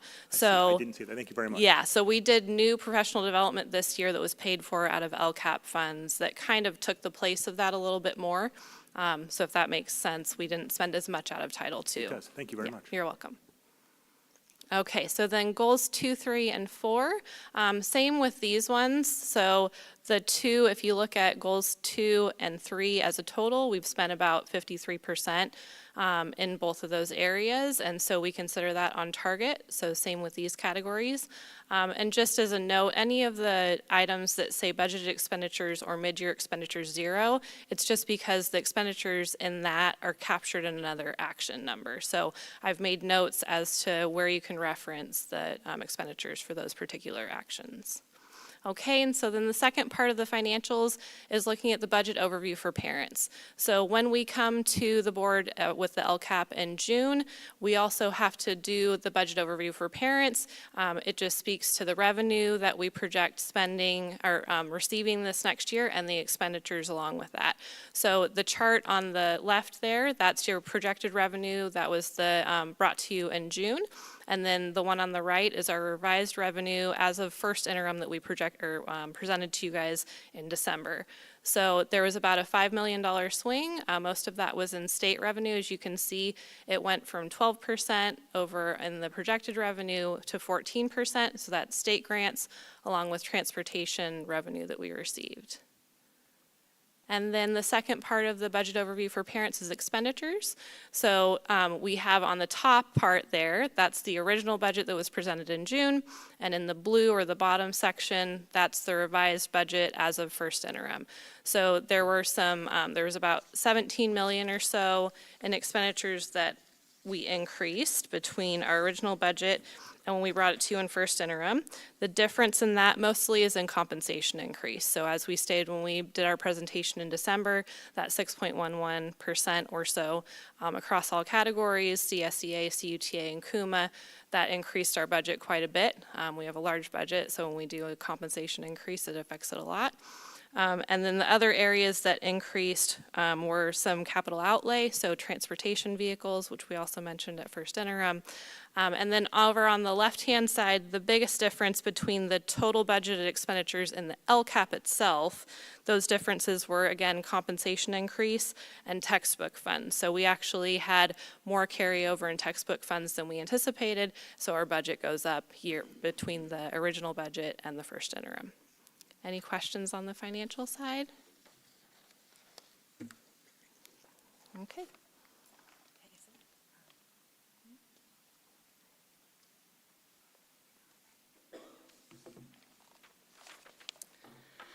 Okay, as you can see, I'm wise enough to surround myself with really, really smart people with data and financial savviness.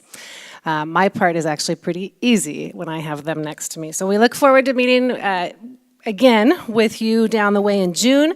In the meantime, Sharice and Tim and I will be busy at work. But one thing that we do need to note here on the last slide, while I mentioned I surround myself with really bright people here, we also love to get our family engagement feedback that is specific to LCAP. While we've had a multitude of family engagement meetings this year, we do have, starting February 29th, our specific LCAP meetings with our family, our targeted groups of families, and our students as well. So in those meetings that run from end of February through April, we have specific slides similar to what we showed you tonight. The data that Tim has, that he shares with our family, and then we show the financial pieces as well, get input from families on that because it is specific to LCAP. But perhaps the input that we love the most, and as a parent I can say this, while I love to talk to parents, we do love to talk to our students as well. And I think you do have a copy with you that looks like this of the meetings that are upcoming. On one side are the remainder of the LCAP meetings here. You are welcome at any time to join us. And the student LCAP meetings are on the flip side of the paper, and you're welcome to join those as well. We get a lot of great feedback from the kids, as you've heard throughout the years, and we look forward to meeting them. They are a wide variety of kids, and it's the best part of our day when we have those. So please join us. Do you have any questions? Tina, the next time we'll be hearing about LCAP here is going to be at our June hearing? Correct. Okay.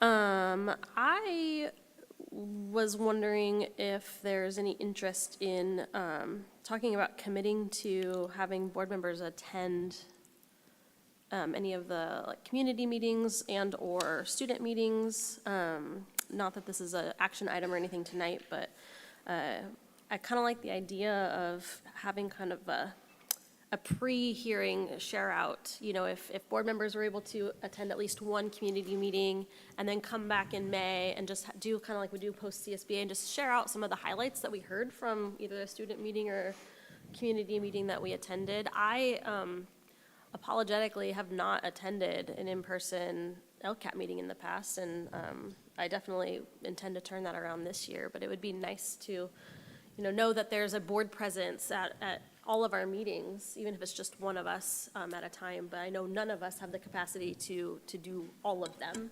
But maybe we I want have the student meetings on my calendar. Mm-hmm.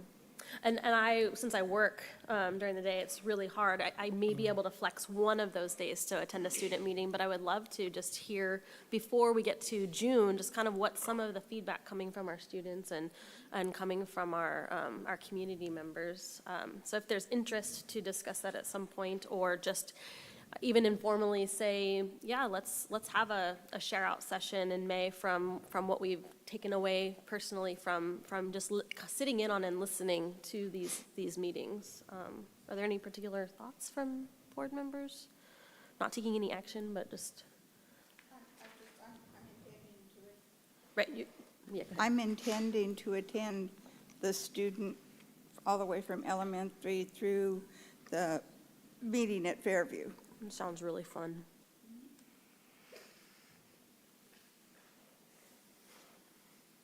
I always say the more the merrier. We enjoy our parent meetings as well. And those are in the evenings if they're a little bit easier to get to. But it's really great feedback and a great time of community with our families. Cool. Well, if anybody else thinks that might be a good use of our board meeting time, either at the May workshop or regular meeting, maybe let Superintendent Staley know, and we'll maybe work it into an agenda. Very much, and again, I've been to them in the past, not in the last year, and I do need to, I have them on my calendar now, so hopefully we'll get to more than I did last year. Yeah. You know where to find us. I do. Thank you. Good night. At Marsh. Thank you, Tina. Thanks, group.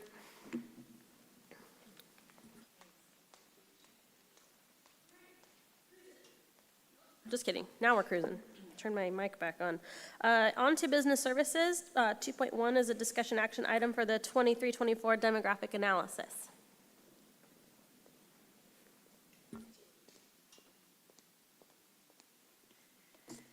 Hi, good evening. Thank you for your time tonight. In order for the school district to plan for our facilities into the future in an informed way, we update our demographic analysis annually.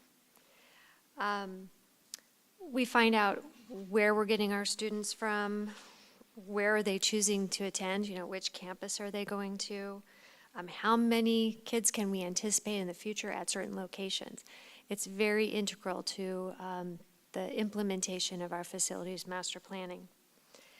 You've received the overall demographic study for your review last week, but tonight we have Rob Murray here from King Consulting. We have worked with King Consulting for, I think, 18 years now. So that enables us to have a wealth of data all in the same place. So when we have questions about what's happening with our demographics, they're on hand and can analyze that data for us in a really quick manner, which I think we found very useful to the district. He's going to present a summary of the major points of the study to you tonight, and with that, I will turn it over to Rob. Then we'll open it up for questions.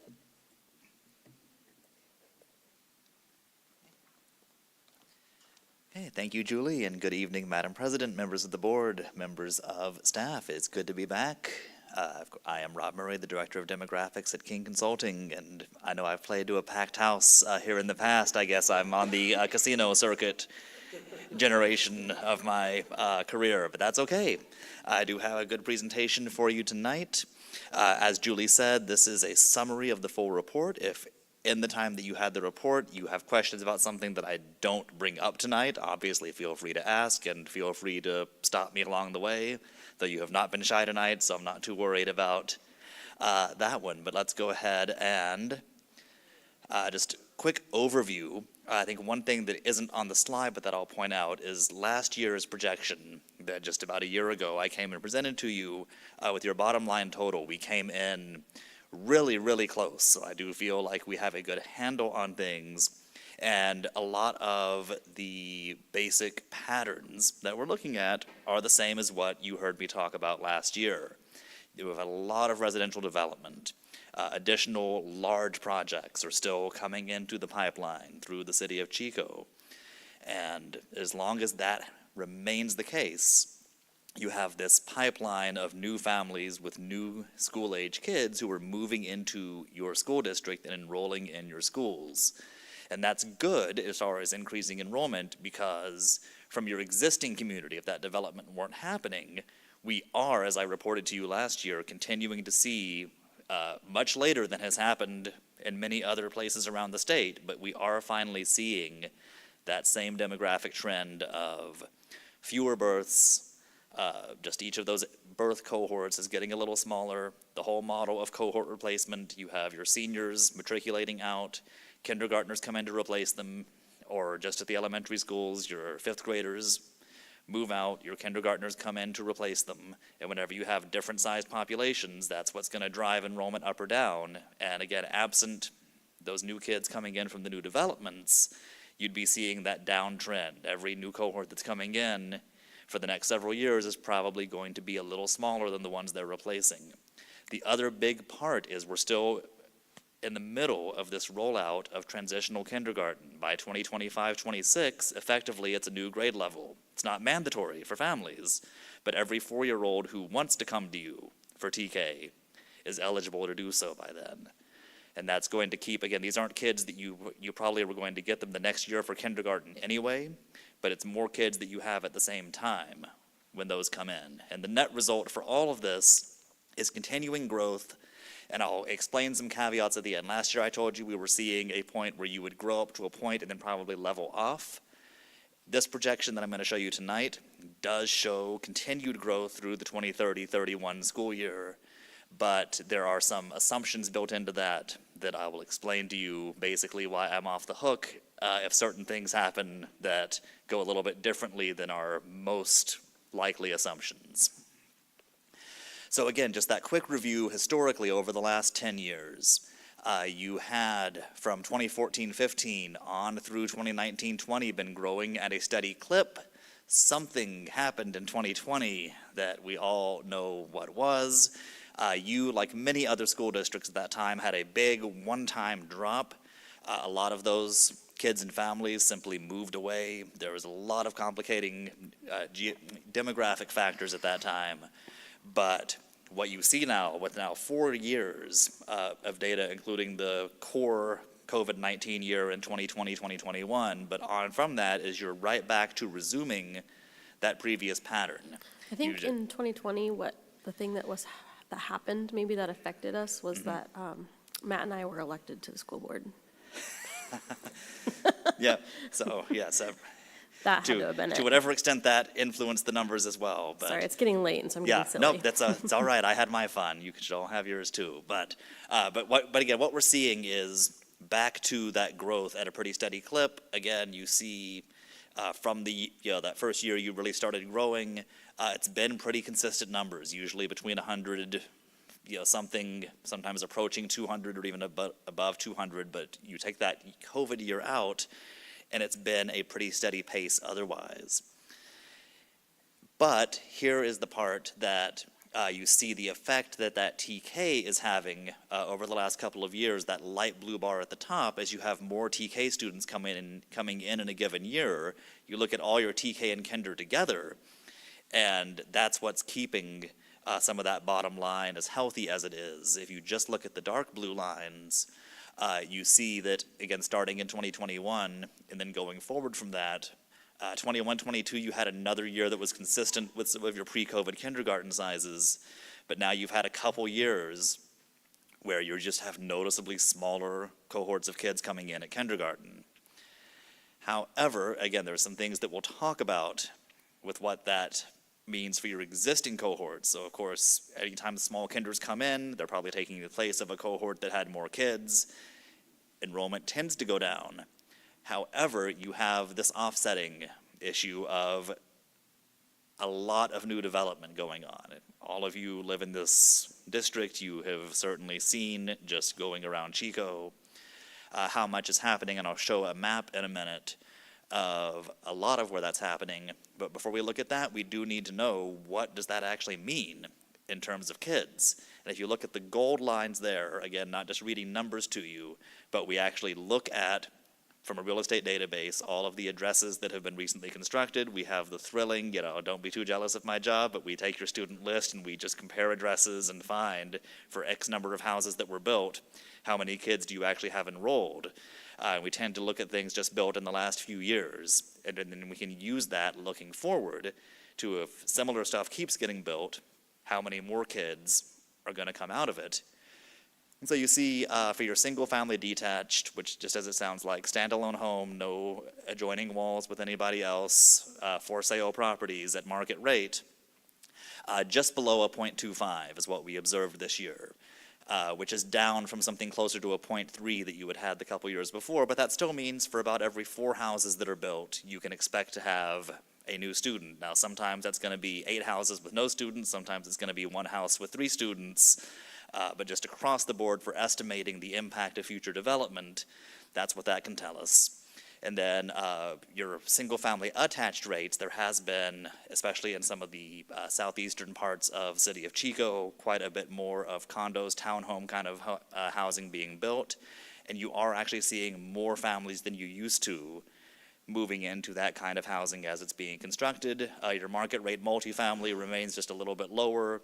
And as always, affordable or below market rate housing is going to produce the most students. It is a little bit lower this year than it has been, but still considerably higher than any other kind of housing.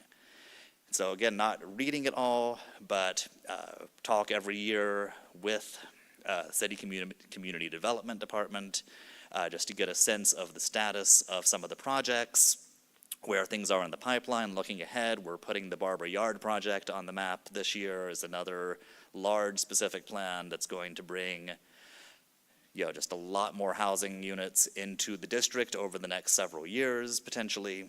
But you still see the large concentration on the southeastern part of the city of Chico, but I think literally every single boundary has at least 1 or 2 projects in it, so you do have things going on everywhere, and then we use those student generation rates and an estimated build-out of when those units are going to hit the ground and be occupied to adjust the enrollment projections to account for new people moving in.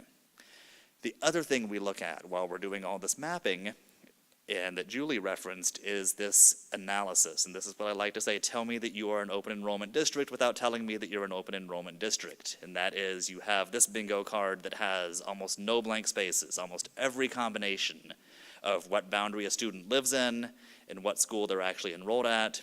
You have at least one kid doing almost every possible combination of that somewhere in your district. But you still, so you can just look down those columns to see, for example, on just starting on the far left there with Chapman, just all the students who live in Chapman, 358 in total that are enrolled with CUSD, and then all the schools that they actually are enrolled at. And of course, when you have your Hooker Oak and your Rosedale programs, you're naturally going to have every single student enrolled in those programs is coming from one of the other 10 boundaries. And then looking across those rows, you see everyone who is enrolled at that school, and you can look at where they're coming from, where they live, including the students coming in from outside the district entirely. So lots of trends with that. The study has lots of maps and other summaries of what that looks like, but I don't think it's a surprise to any of you that you, partly due to the way that your district is set up, you do have a lot of movement and choice available for your families. So that gets into the enrollment projections.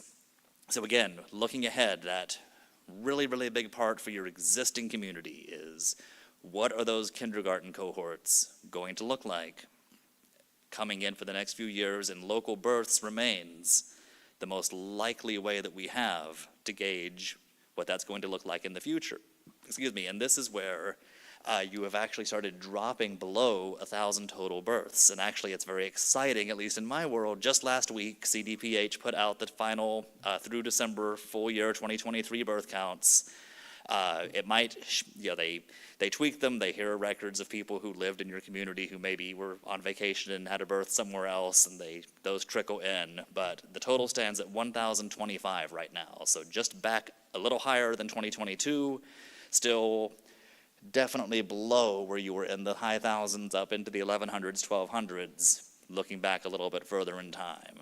So that period where you were growing a lot consistently, that coincided with when you had increasing or at least steady births. You are now, for these years in the red box, those are the kids that you have not seen for kindergarten yet. And so again, more kids are moving in addition to the ones who were born here, but that the core of your population, the people who, families who have their kids here, those kids grow up, enroll in your schools, we just know from how many kids have been born, there just aren't as many kids available as there have been in the past when you were really having that healthy growth. Now you really are dependent, as we see from this chart, on those cohorts over time getting bigger because more people are still moving into Chico than are moving out. So what these numbers mean is just the net. If you were off on a remote desert island and it was very difficult to get into or out of Chico, USD, you would expect these numbers to be close to zero. In reality, people move in and out on a near constant basis every year, but on net, what you see from the kids that you had last year in grades K to 11, and that you would expect, absent anything else, to come back to you the next year for grades 1 to 12, is steady between 2 and 3% growth, and that is definitely much higher than almost any other district that I work for on this consistent of a level. Again, you had the one-time drop during the COVID pandemic, and you actually had your highest net cohort gain between last year and this year.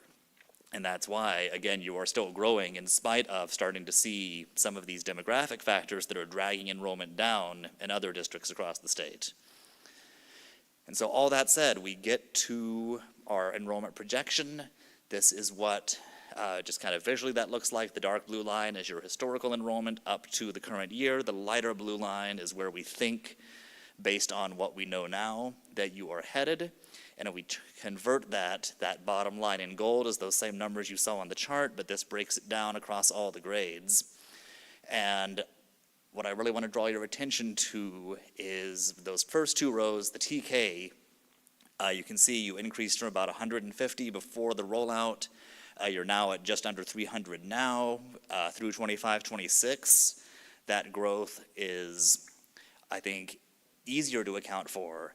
After that, we still have you continuing to grow some, as my assumption is the program gets more normalized, more families take advantage of it, families that you would have gotten for kindergarten the next year. If we look at the very, very end, almost 800 kindergartners in 30-31 the year before, we're saying all but 115-ish of those will also come to you for TK, just because the mentality of when school starts has shifted. If I'm off base on that, and you really top out at around 500-something TKs, that's where maybe that line flattens out instead of continuing to grow. So that's really one that will depend largely on how your community responds once TK is fully implemented effectively as a new grade level and taking advantage of that opportunity. And then, of course, as Julie also mentioned, this all ties into your facilities master plan. And this is just, I put this in there just so that you can see the projection for each individual school, but whenever it's highlighted in red, that is where, even if it's just by one student, like the 1 year in Chapman, but anytime that we have a projection that it all exceeds your model capacity from your FMP that was adopted, we're just demonstrating that here. It's really just a couple of sites that are consistently above that. And always important to keep in mind, if you look historically at the enrollments, especially say at Shasta, that it's not like they're just now getting up to the level that's above that model capacity. This is ongoing things that we're working on. But one other little bit of success with Shasta, that is where several years ago we had that boundary adjustment precisely to keep Shasta from at least growing much bigger than it had been getting, and it at least has nicely leveled off. If you go back and look historically at those matrices, you'll see the number of students coming into Shasta from outside of its boundary is ticking down over time as the students who were grandfathered in are matriculating out, and there aren't nearly as many now coming in from outside the new, smaller boundary. So that's what's keeping that enrollment at a steady level. And that's everything I had prepared for tonight, but happy to answer any other questions that you have. Thank you. Thanks, Rob. Are you and Tim Harris related to each other? Well, People that get a lot of pleasure out of seeing statistics and analyzing them. You guys don't, I don't get it, but I appreciate the fact. I'm sorry. I appreciate the fact that we have been able to rely on your projections, so that we have made decisions that have turned out to be wise ones. I know the city council approved another big development last night, and it'll be a while before all of that construction takes place. But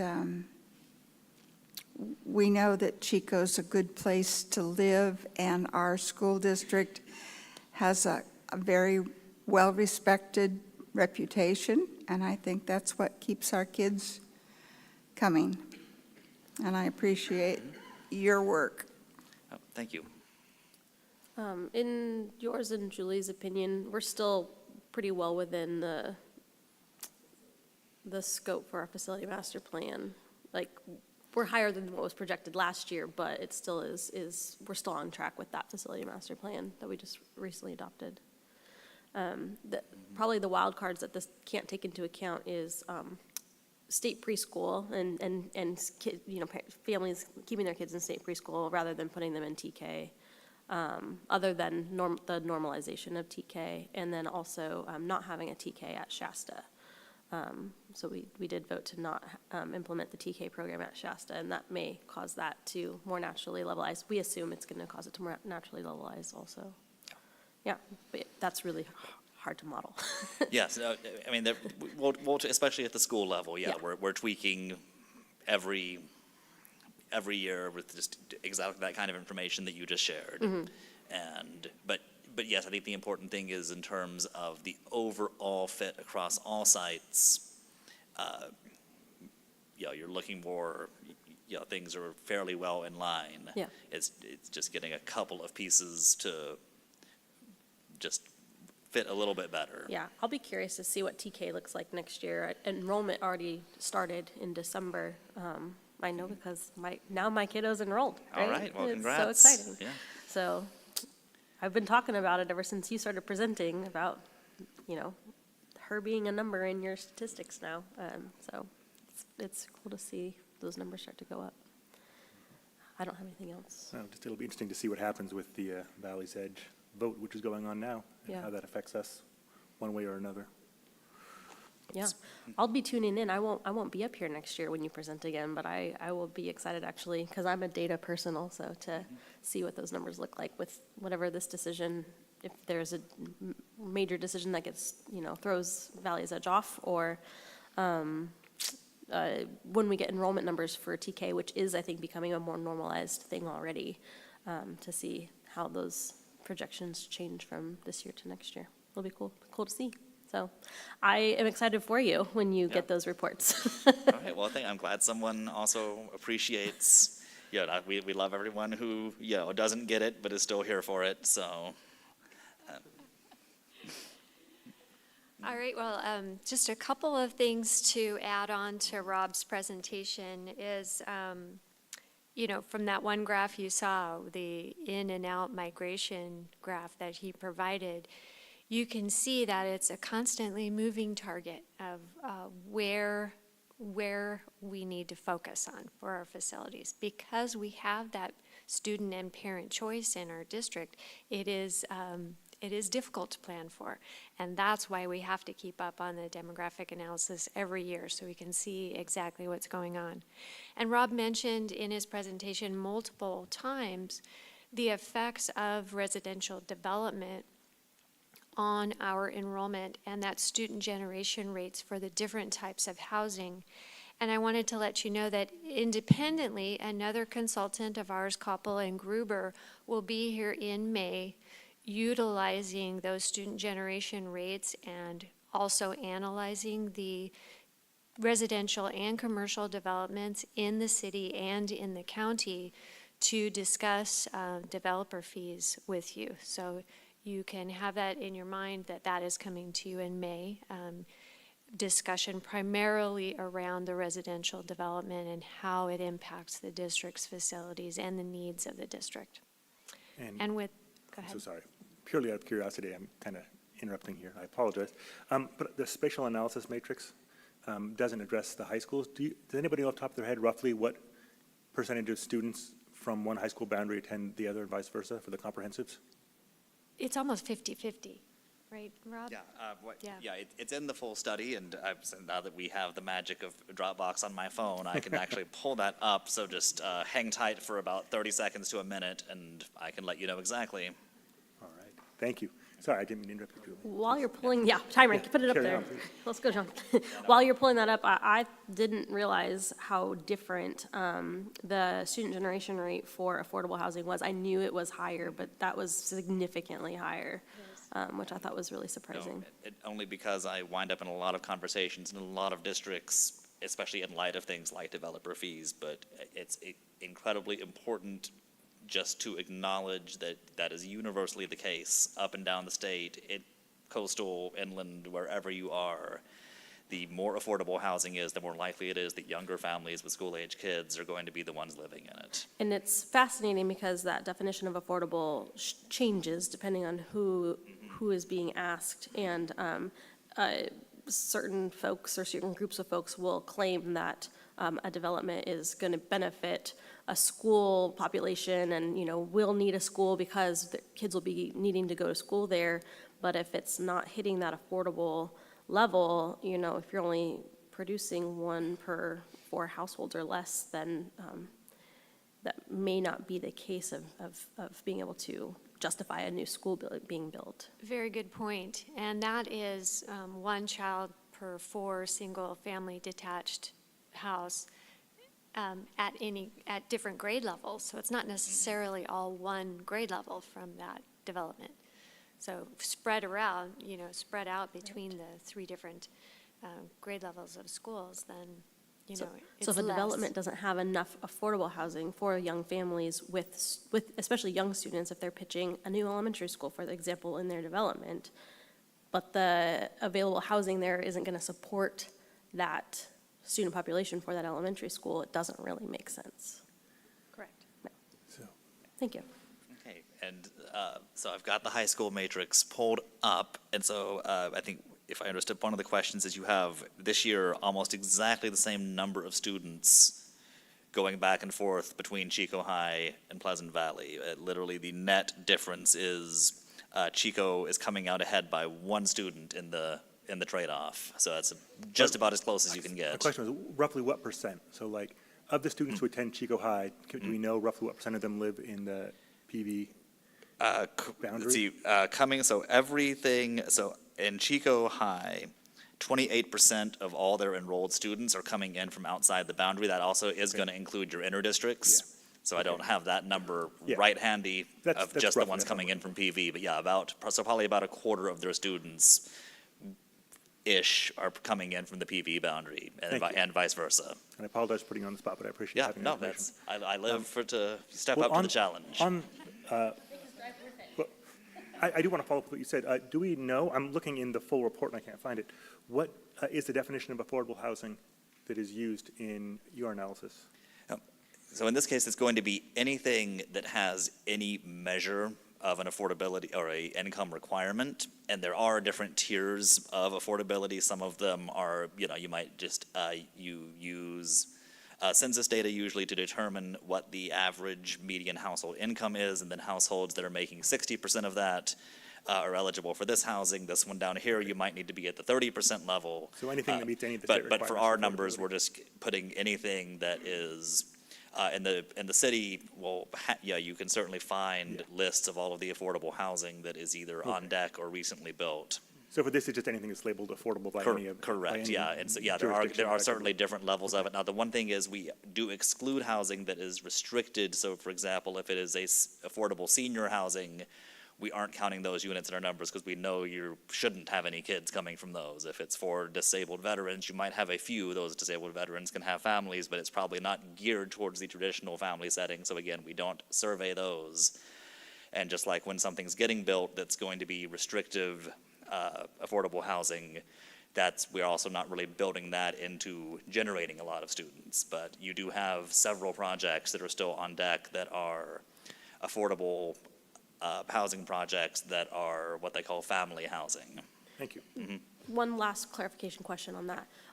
So on that table, there was single family, there was, attached shared walls, and then there's the affordable category. That could be any combination of those, right? Yeah, affordable is regardless of the type. You most commonly do see affordable apartment style housing, but yes, there are just near where I live in the Sacramento area, there is they are single family homes that are going to be for rent and affordable.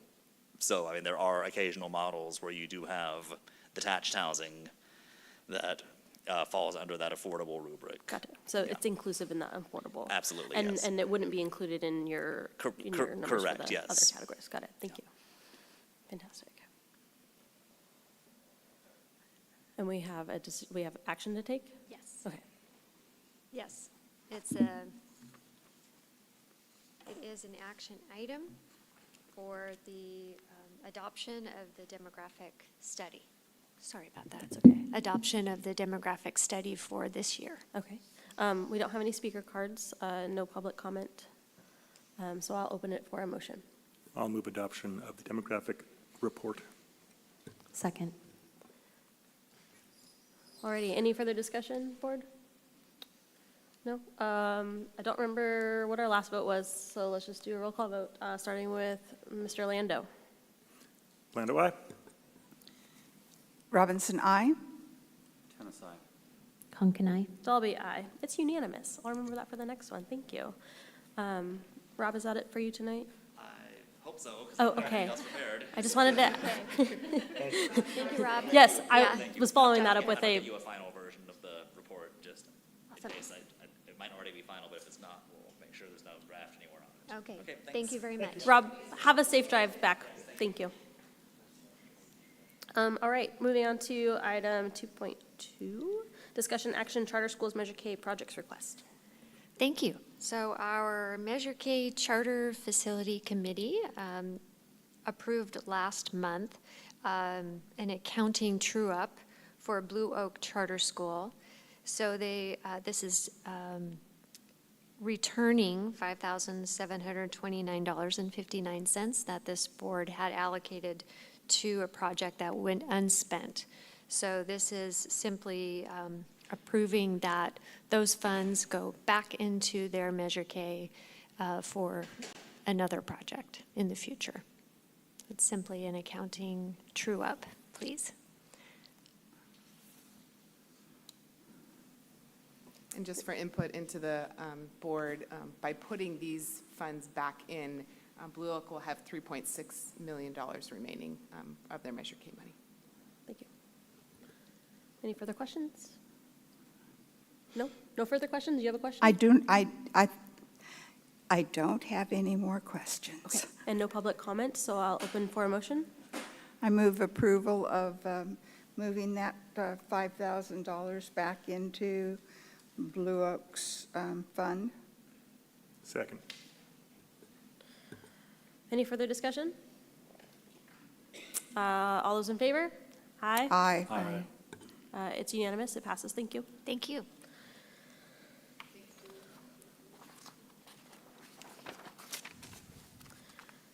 Moving on to human resources, 3.1, discussion action resolution number 1631-24, elimination of classified services and ordering layoffs in the classified service for the 2023 to 2024 school year. Thank you, Madam President. So per Education Code 45308, provides for layoff and reemployment of classified employees due to lack of work and/or lack of funds. We have two similar resolutions, so just to differentiate between the two. The first one is really focusing on old positions. Again, these are positions that are not filled right now. So with the first three positions, those are old and then are not being used. And then you can see in your packet that the second grouping, the licensed nurses, we no longer employ LVNs. We use health assistants. We want to make sure we have the proper classification. So that was for the first one. So it's our recommendation to approve the determinations of those positions. Okay. Any further questions? And no public comment. Do we have a motion to approve resolution number 1631-24? So moved. I'll second that motion. Fantastic. All those in favor? Aye. Aye. Also unanimous. Moving on to 3.2, discussion action resolution number 1632-24, elimination of classified services and ordering layoffs in the classified service for the 23-24 school year. Thank you. Again, very similar resolution. However, with these positions, essentially what we're trying to do is clean up some of these really small positions that are very difficult to fill and make positions more appealing. And again, these are not positions currently filled by staff. So as a result of us trying to make positions more appealing to potential recruits and also cleaning up related to our staffing targets. So as you can see here, these are very interesting numbers. A 0.1250 and a 0.3750 are very difficult to fill. Great.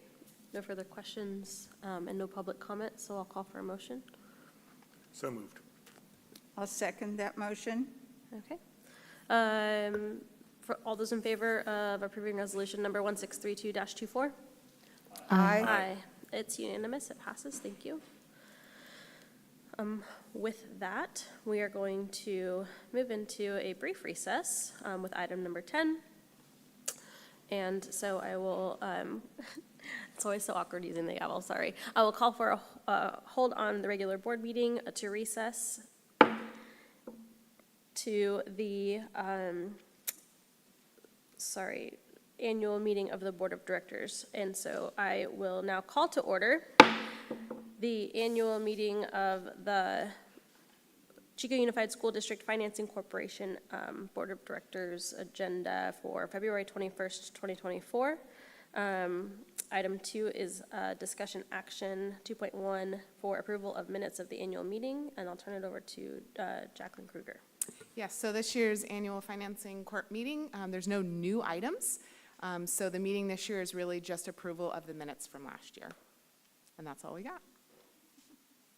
Fantastic. And I believe everybody on the board here was here for last year's meeting. That is correct. So we don't have to pull anything for that. Okay.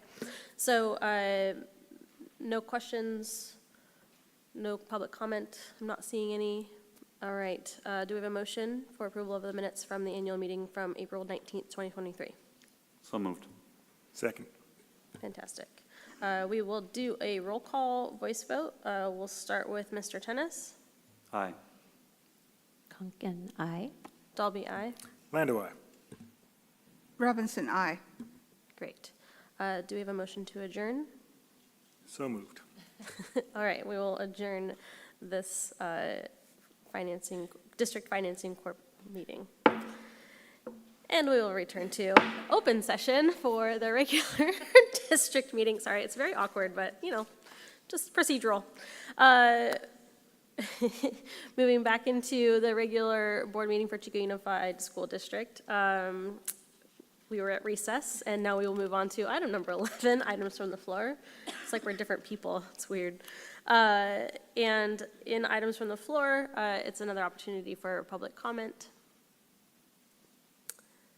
Seeing none, and that we don't have any, did somebody raise their hand? Okay, sorry.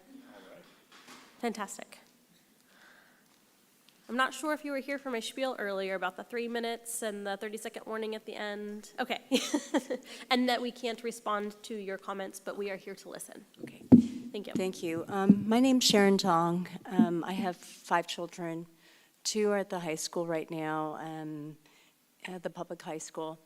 I think I have a concern regarding the genderalization and the not telling parents that's going on from, I believe, kinder on.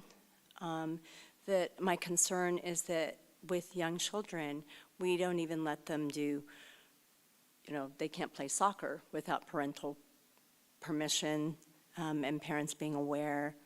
They can't go on field trips, they can't go to the worm farm, but they can get, called different genders without parental awareness. My concern is that parents, where does it stop? Where schools hopefully are supporting children, their development, their education, preparing them for future occupations.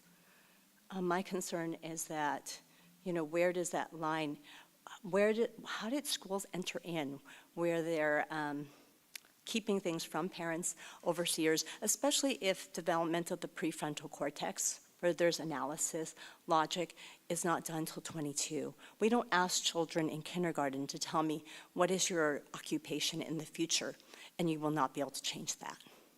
We don't ask children who is going to be your mate now, decide, and then we'll go with that.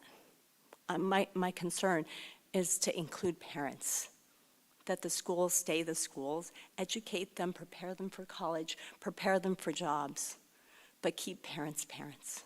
Thank you so much for your time, but thank you and for looking after and trying to look after our children. Please let us parents also look after our children. Thank you.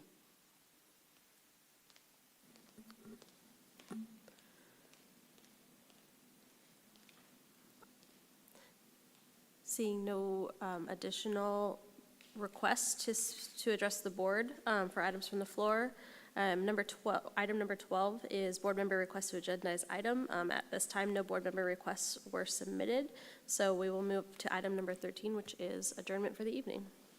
So moved. We will adjourn. Thank you.